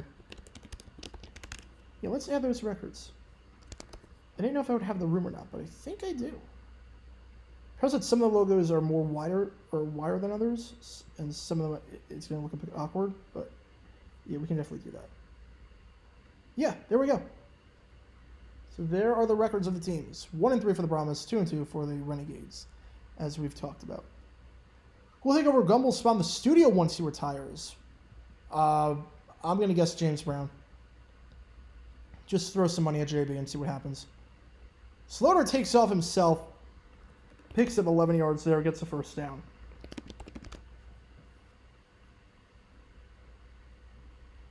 Why are the Guardians so bad? Terrible roster, terrible quarterback play, terrible coach. They were so poorly constructed from the start. Everyone knew they were going to be terrible. And it's no surprise that they are terrible. I've not seen Problem Solvers, but someone posted it, and it just looks terrible. The animation looks like it was made in Kid Picks. That run by Smith gets stuffed at the line, loss of 1. So 2nd 11 at the 25-yard line. There's 6:09 left. Situation at hand. Renegades have 1 timeout, no challenges. Brahmas have 2 timeouts and 1 challenge left.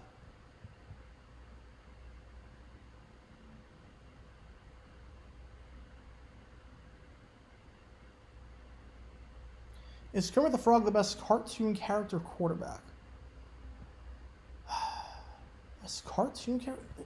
You can do better than Kermit. For a cartoon character, you can do way better than Kermit.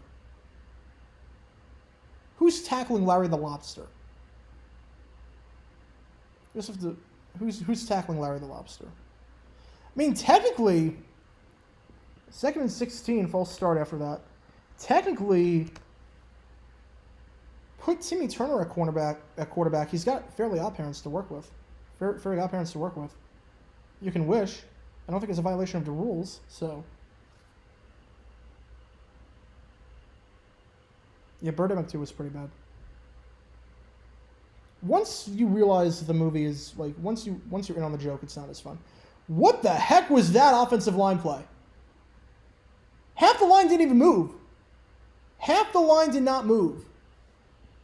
No penalty. Smith somehow gets a yard out of it. The entire left side of the line just did not move on the snap. I don't know what that was. 3rd and 13. Ball around the 29-yard line. Will TNT still air NBA games after the contract runs out? And if so, will CBS be part of it so that Ernie Johnson and his crew can be studio hosts for NBA Finals? I don't think they would. If the contract runs out, it runs out. I don't think it would work like that. So ball's at the 28-yard line. Play clock is at 0. Another issue with the clock not resetting and all that. That's like the 3rd one today. Clock operator is having some trouble today. Should James Brown go to Fox? He was on Fox already. No, I don't know where he would. I don't know why he would go to Fox. I don't know why. They have Kurt Menefee. You're not replacing Menefee. He was on Fox.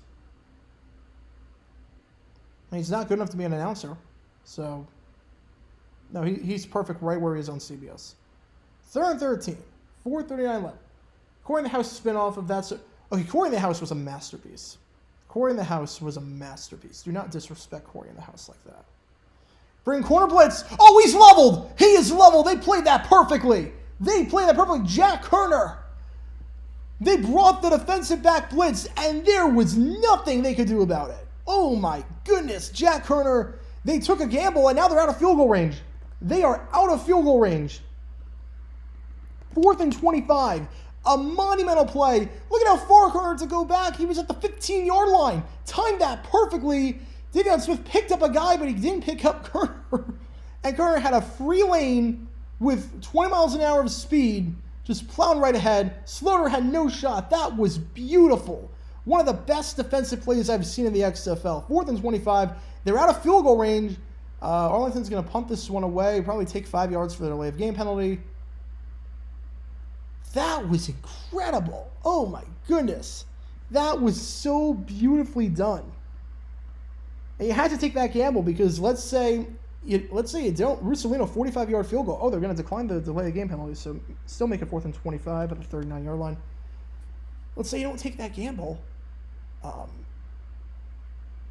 Russolino can hit that 45-yard field goal. You had to send the house and hope for pressure, hope for the sack, and they got just that.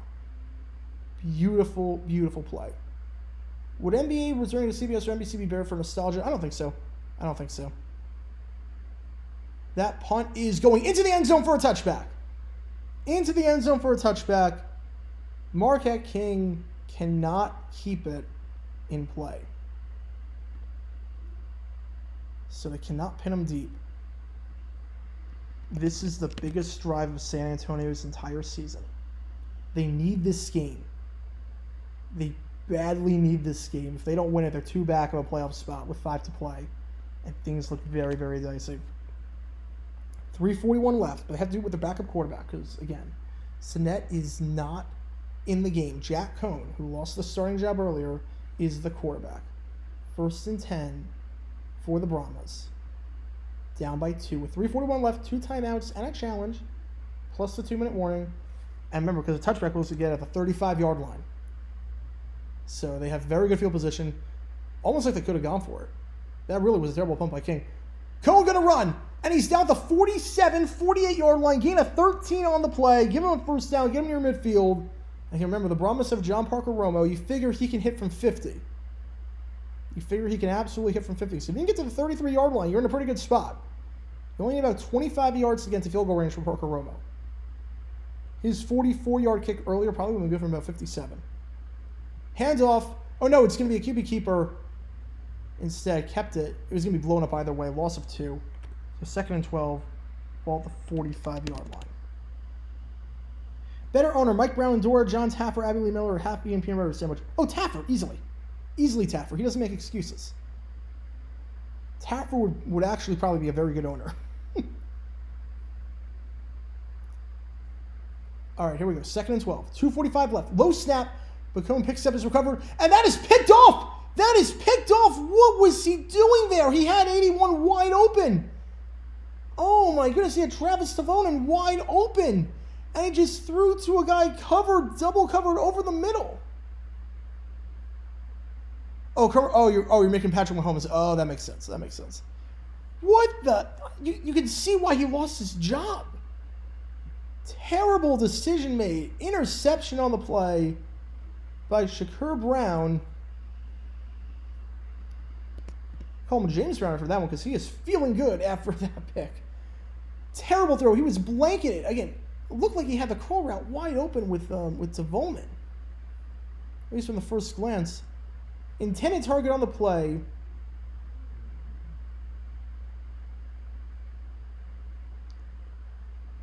Just not even close.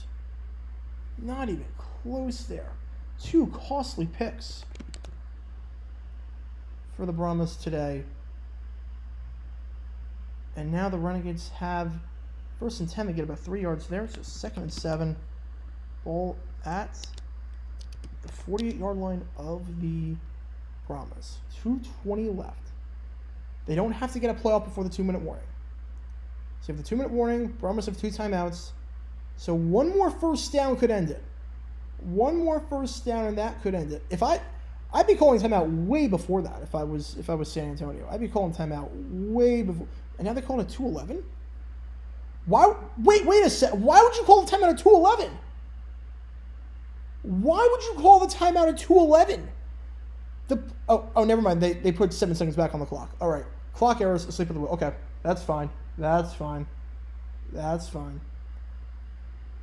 I was gonna say, why did they let all that time run off? But clock operator was asleep at the wheel. They called the timeout with 2:18. All right, that makes more sense. Yeah, you called timeout. You called timeout right there. Oh yeah, the butt phone was phenomenal. Or I almost think it's too expensive, depending on the market. On the market. It's tough to convince families to go out there and purchase tickets when they're so high. But then again, attendance has never been higher for MLS, so they're clearly doing something right.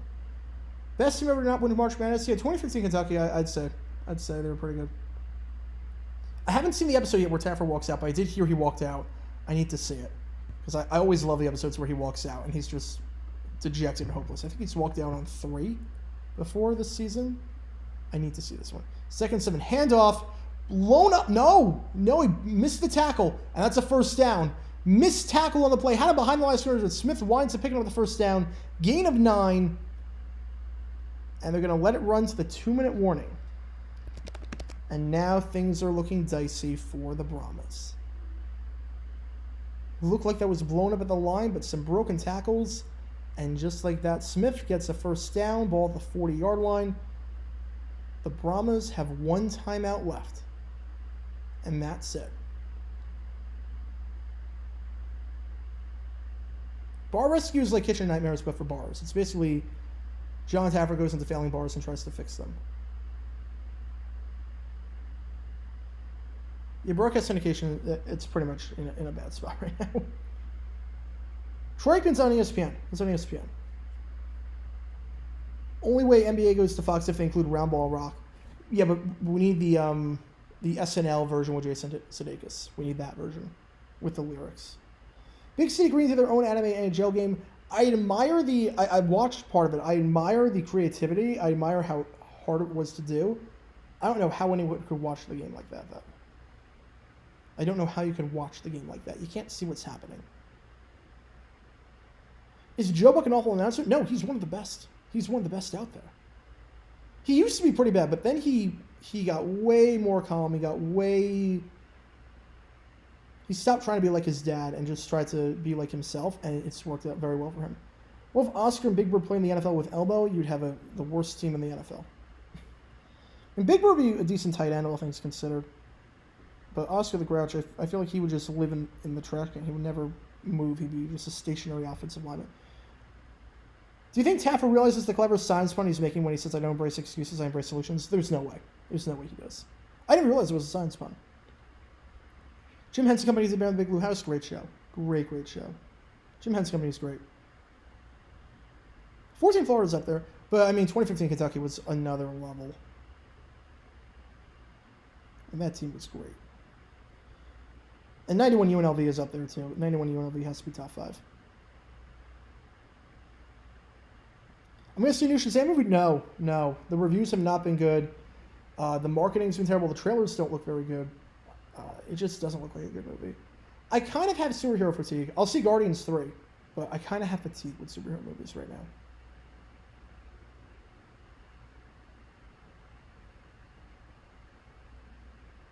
So...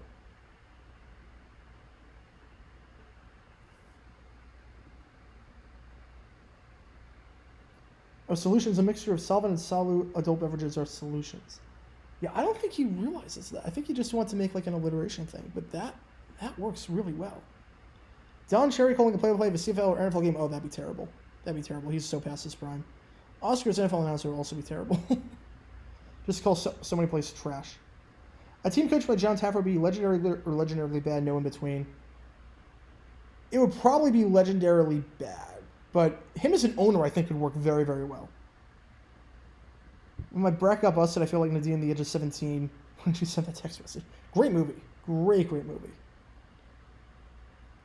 I love those coming-of-age movies, like Age of 17, Lady Bird, 8th Grade. There are some really good ones. Worst team USL I haven't watched closely, so I can't really say. Handoff there goes for about a yard.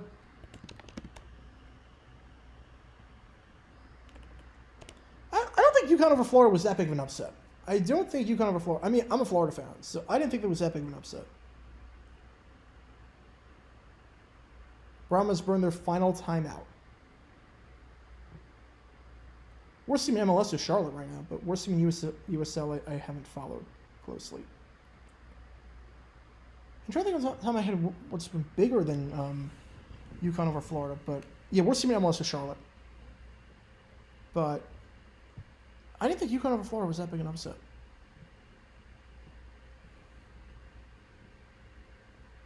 What positions would Phineas and Ferb characters play in the NFL? Buford would be offensive lineman. We all know that. Phineas and Ferb, probably wide receivers.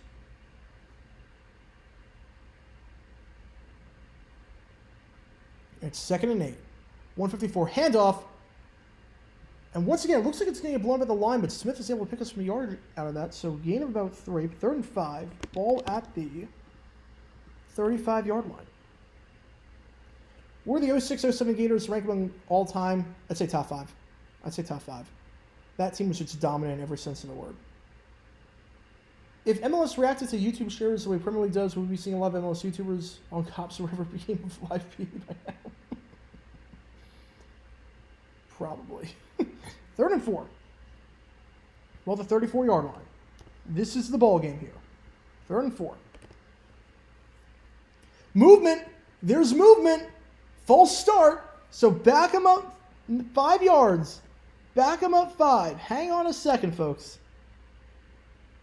At the worst possible time, Renegades have done a pretty good job running the ball on them all game. 115 yards running for the Renegades today.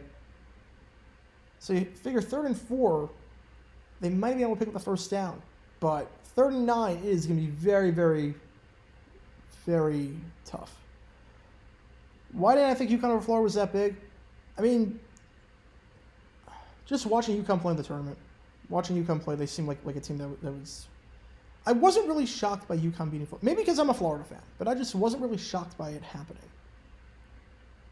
I think there was also the thing of, from 2011 to 2013, Florida got out in the Elite Eight. So just getting over the hump probably took a toll on them.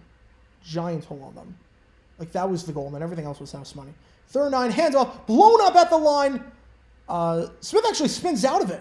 Keeps his feet moving, keeps that clock churning. Picks up about 5 yards on that. I don't know how. So it's 4th and 4. Will Billy Donovan ever be a college coach again? No, I don't think so. I don't think so. Are the Netherlands the greatest soccer nation not win a World Cup? I would say so. Them or Mexico. Them or Mexico. Favorite coming-of-age movie? Ooh. That's tough. That's tough. Probably Lady Bird.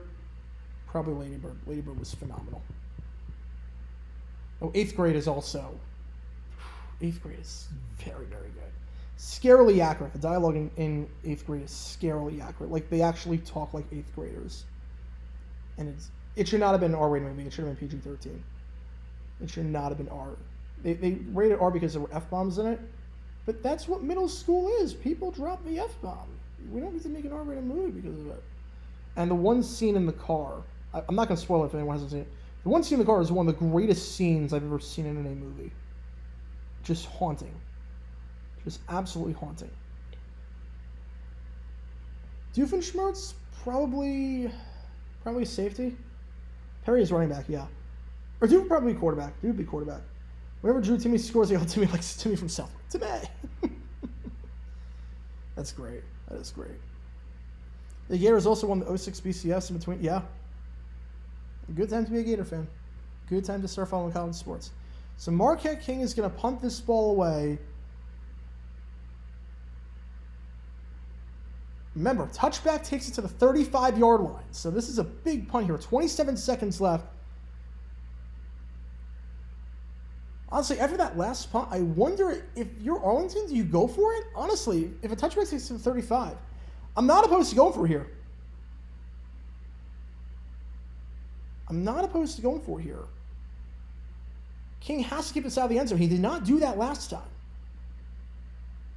Anything that does not go into the end zone is a good result here.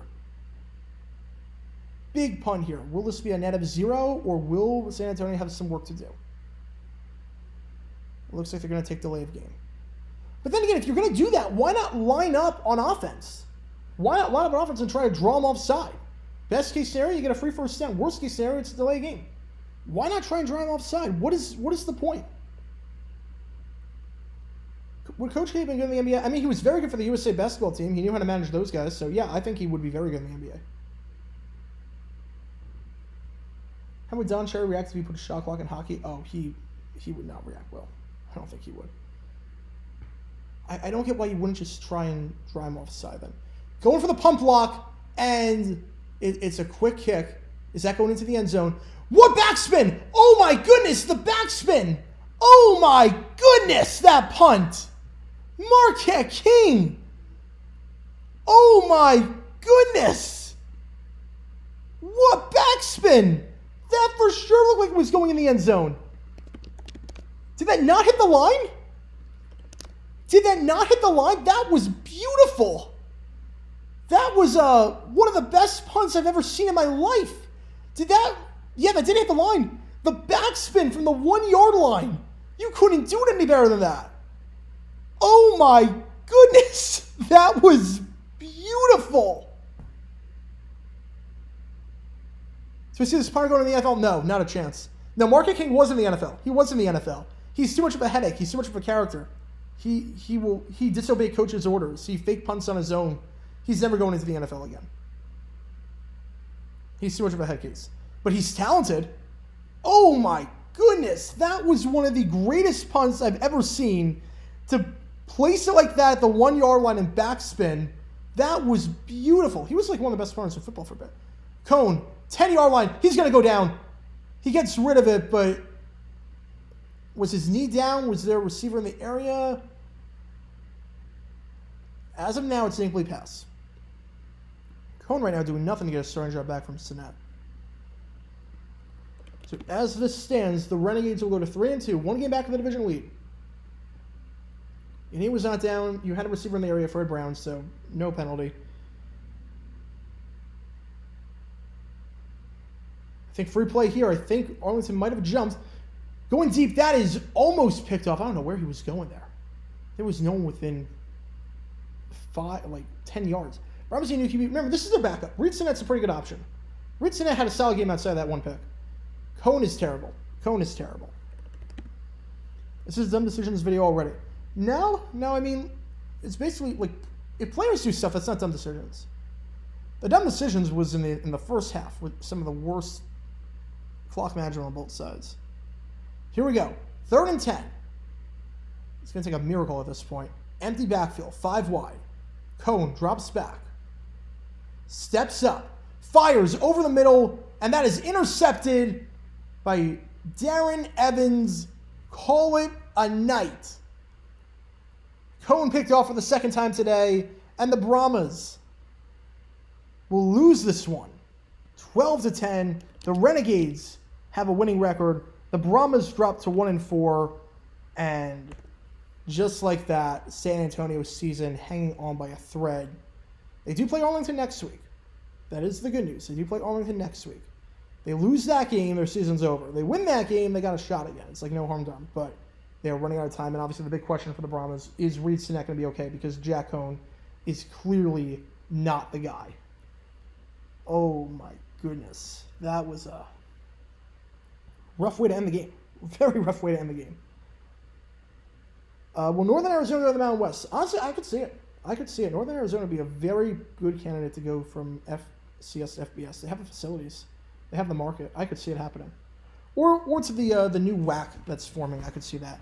The funniest dumb decisions video I've done, definitely Cardinals against the Colts in '84.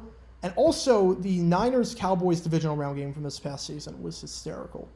The fake out I did in the middle, where he talked about Mike McCarthy and his terrible clock management on the punt, and then was like, oh wait, that's not the play I was supposed to talk about. I was supposed to talk about the other play, which was the terrible decision on the final play to have Zeke line up at center and just do whatever the heck that was.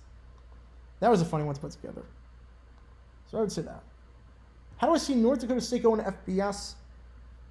I'm not sure they will. They have a good thing going right now in FCS. They have a very good thing going right now. I don't know if they want to mess that up.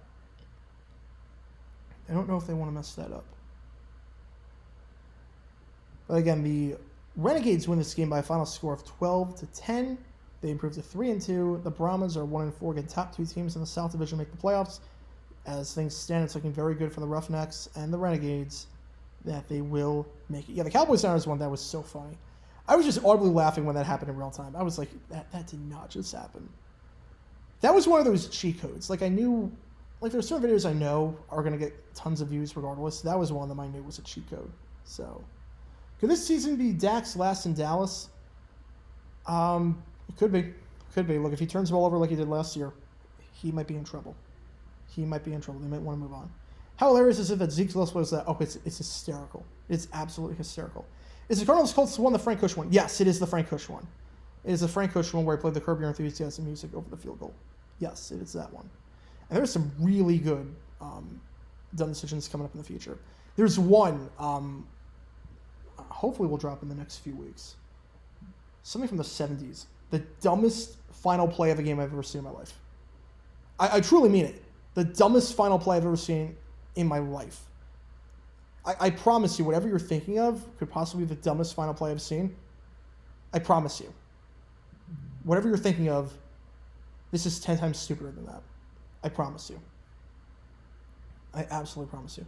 What is the scheduling of the rematching next week? Yeah, I don't know. I have no clue. Your guess is as good as mine. The scheduling just in general makes no sense with this league. Should New Mexico State go to FCS? If the new WAC forms, no. If it doesn't, I don't see the point of them. They're spending so much money on travel costs and everything for a non-competitive program. They wouldn't. I think FCS might not be the worst idea. But if the new WAC forms, then I think they'll be okay. Stanford lost to Ole Miss? Wait a second. I did not have that. Stanford women's team just lost? No way. No one had that in their bracket. Oh my goodness. Wow. Well, your name should be a great head coach. Oh, he'd be terrible as a head coach. He would be absolutely terrible. Every game will be a tank bowl. Chiefs-Eagles rematch for the NFL kickoff. No, you want to save that for another primetime matchup, because you have to remember the kickoff game is going to get ratings regardless. So you don't want to burn all your eggs you don't want to burn your most appealing matchup week 1. Panthers-Broncos was a rematch week 1 because you didn't know whether the Broncos were going to be good or not because Peyton Manning was no longer there. And the Panthers, you didn't know if they were a one-season wonder or whatever. Yeah, I know they made the playoffs in 2014 and 2013, but... Yeah. I know they made the playoffs a few times, but you didn't know. You just didn't know. I mean 2014. Oh, Urinating Tree is an announcer. Urinating Tree, look, he's done live streams. I think Urinating Tree could be pretty good. He's done live streams. He does a pretty good job. He's done some games before. He would do a good job.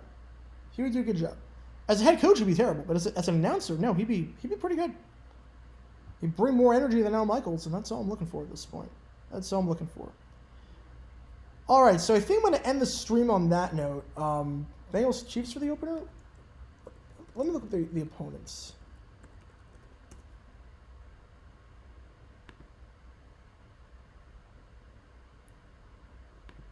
I could see Chiefs Chargers. I could see Chiefs Dolphins. I think Chiefs Dolphins would be a good opener. Bengals, you'll save that for. You don't need to burn that. Chiefs Eagles, you don't need to burn that. Chiefs Lions is not a terrible option, honestly. Chiefs Bills, you don't burn that yet. I think it's going to be Chargers, Dolphins, or Lions. My money's on the Dolphins. Well, if Al Michaels did the XFL, he'd be asleep. Oh, back to Def Leppard. Did you hear about the drummer? Yeah, I heard about that. Crazy stuff. I did hear about that. It's crazy. All right, 73-70. We're going to stay on until the Gonzaga TCU game is over. Why not? That's on TBS right now. 2:04 left. TCU on a 6-0 run. Screw it. We're going to stay on until TCU Gonzaga is over. Why not? I'm having too much fun. We're going to stay on until that game is over, because I'm sure all of you are tuned into that right now. Eagles Chiefs again. I don't think you don't want to burn that right away. Layup is good. 75-70. You don't want to burn that, because that's going to get good ratings regardless. You want to have a matchup that might not get good ratings otherwise, but will get good ratings for the as an opener, if that makes sense. Basically, the opener's going to do well regardless. So, do you want to burn one of those matchups right then? I don't think so. Layup there, last by Drew Timme. 75-70. He's got 27 points. Holy cow. Going to the line for the 1-and-1. Rims out. Rebounded there by Smith. So still 75-70.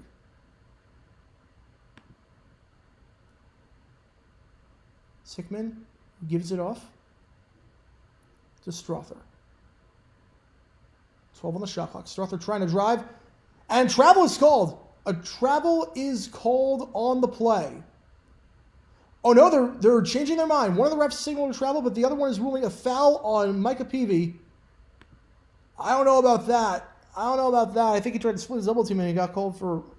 That should have been. I don't think that was a foul. I think that was a travel. I think that was good defense. He tried to split the double team. Unlucky there. If Messi went to Miami, I would lose my mind. I think that would be amazing. That'd be such a good move for American soccer, for MLS, but. Oh, no, never mind. That's the right call. He got the arm. Never mind. Oh, I don't even want to know if Tucker Carlson announced the NFL. I don't even want to know how bad that would be. That would just be a train wreck on so many levels. All right, so foul there on PV. And now they look at it. Yeah, that was the right call. Chiefs Raiders or Chiefs Broncos? No, I don't think you're going to do that. 1-1. Free throw by Strother is good. 76-70. This free throw right here can make a 3-possession game. Receiver Bolton is there to rebound for Gonzaga, but it looks like they don't have anyone else on the line or boxing out. And that one circles out, so still a 2-possession game as Damian Ball is going to take this one up the floor for the Horned Frogs. Ball gets to the corner for 3, and that is short. Chuck O'Bannon misses. The putback is no good. Rebound there by Anton Watson, and they foul with 1:01 left. So it's going to send Gonzaga to the line for a 1-1. Again, this game is on TBS.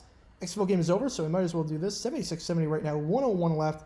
Watson going to the line for a 1-1, trying to make it a 3-possession game.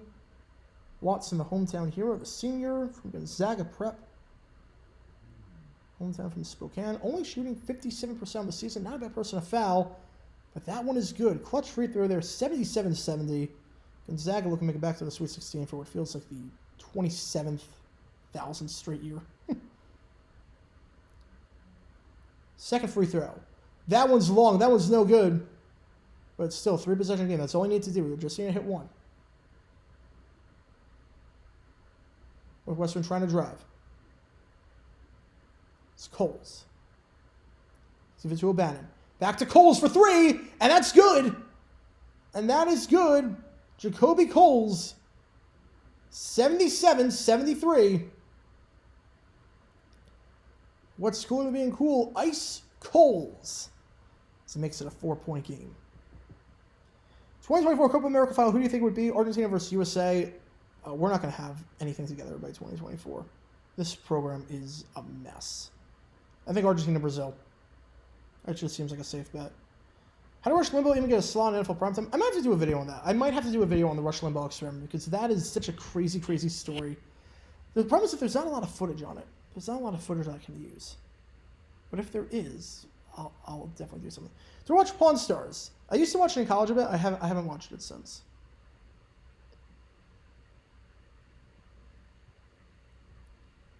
Again, 77-73 Gonzaga ball. 45 seconds left. The game is on TBS for those wondering. This is the last game of the night. Final game to determine who's going to make it to the Sweet 16. Gonzaga going to inbound it. You figure they'll try for a trap. And PV is out of the game. He fouled down that last play when they called it the borderline travel call. Coles is 4 fouls. So you figure Coles is not going to be in the game right here. That's smart because you want to foul. You want to trap. That's what you want to do. You want to try and get a trap, get him in the corner and trap, and then if you can't get the trap, then you foul. But 45-6 on the clock. We'll see what happens here. Why is US men's team a mess? Have you seen the whole stuff with Reyna and his parents and everything in the organization? It's bad. That's a terrible job at trapping, and they're going to have to foul at this point. 42-5 on the clock, and that is going to send Rasir Bolton, the 6'3" guard, to the line to shoot a 1-1. You got to do a much better job trapping there. That wasn't even close to the corner. But Gonzaga's got no one on the line to box out. They're just getting their defense back. Boland's 79.5% from the line tonight, or on the season, 3 for 5 on the night. Makes the first one, makes it 78-73. Still a 2-possession game if he makes this one too. Boland, the second one is good, so he goes 2 for 2 from the line. 6-point game, 42-5 left. Gonzaga up by 6. Time running out for the Horned Frogs. It's Mike Miles taking it down the floor. Miles looking for a 3. Oh, he had Coles wide open. He had Coles wide open in the corner. He missed him. Oh, man. He had Coles wide open in the on the near side. Oh, my goodness. Missed him. Coles was wide open. Miles was double teamed. If he gave it to Coles to his side, it would have been a wide open 3. The man who just hit a free throw or hit a 3-pointer early on the last possession. Instead, they have to take a bad contested look. And Gonzaga going to the line. Drew Timme going to the line Now in double bonus, shooting 2. Sports I like announcing the most and the least. Most was volleyball. I love calling volleyball matches. 90 minutes, non-stop action. The game just kind of flowed itself. I like calling baseball too. There's nothing like being in an open air box in the spring with the wind and the sun. There's nothing like it. Least favorite was definitely lacrosse. That was definitely a tough one to call. Why do we associate the Wizard of Oz with Easter? I don't associate that with Easter at all. Timmy misses the first free throw, but hits the second. 3-possession game. And now Hunter Salas is going to come back into the game. Drew Timmy coming out. 80-73. Quick 3. Almost a wedge. No good. Northwestern trying to get, or TCU trying to get the rebound. Possession arrow. TCU possession. Strother thought that it should have been a Gonzaga ball, should have been a foul, but instead it's going to be possession arrow TCU. Miles going to inbound this. So you got to get a 3 here.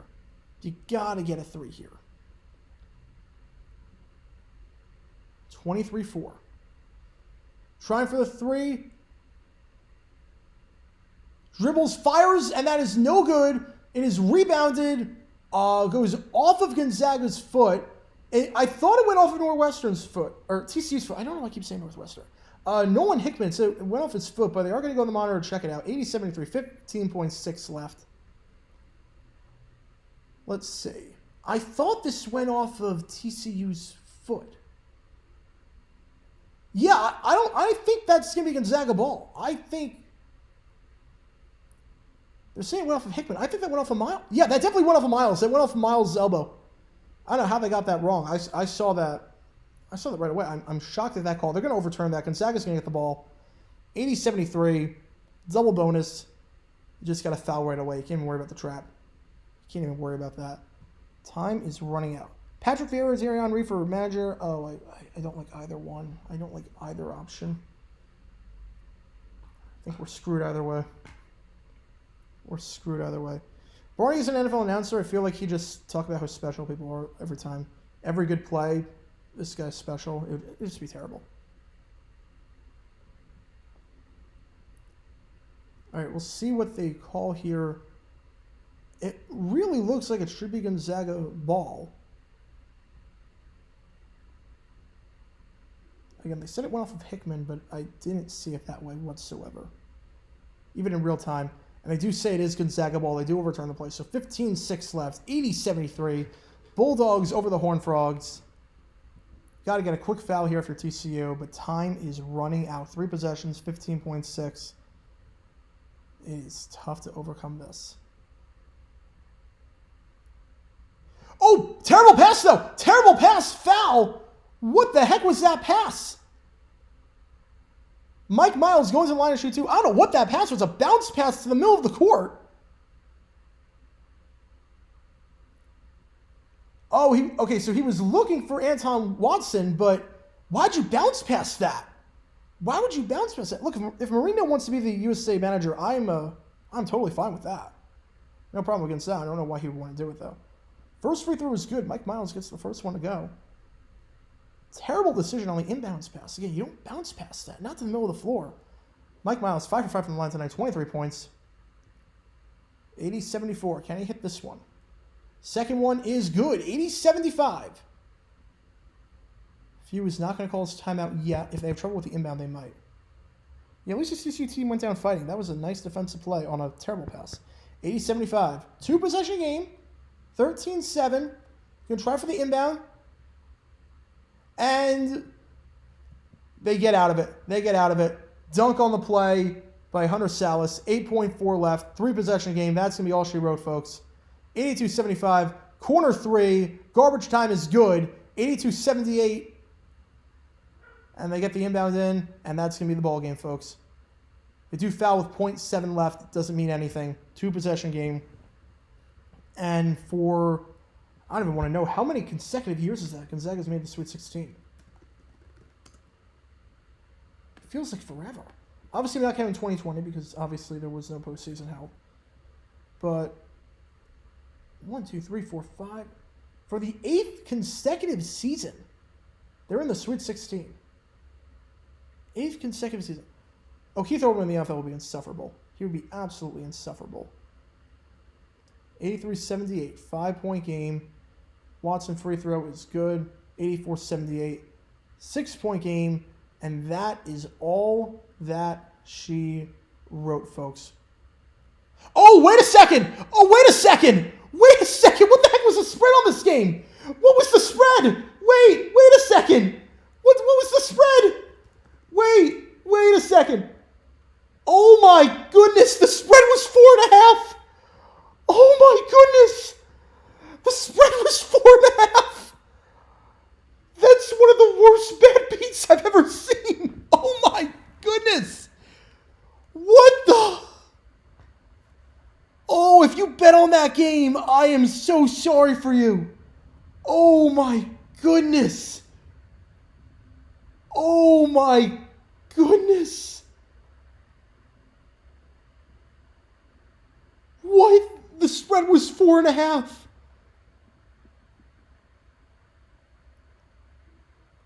Oh my goodness. 84-78, 0.7 seconds left. Northwestern just rolls the ball down the court, pulls up a three. 84-81 is the final. The spread was 4.5. Oh my goodness. That is a legendary bad beat. Scott Van Pelt is going to have a field day with this one tomorrow on his show. That is one of the worst bad beats I've ever seen. Oh my goodness. Oh, there's sometimes where I hate the influence that gambling and betting has had on sports, and there's sometimes like that where it is just glorious. If you bet on that, either congratulations or my condolences. That was I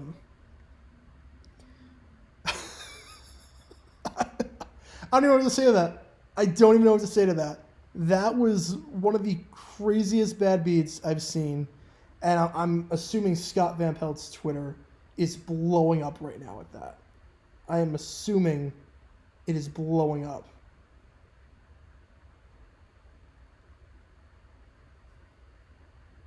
Oh my God. Wow. Wow.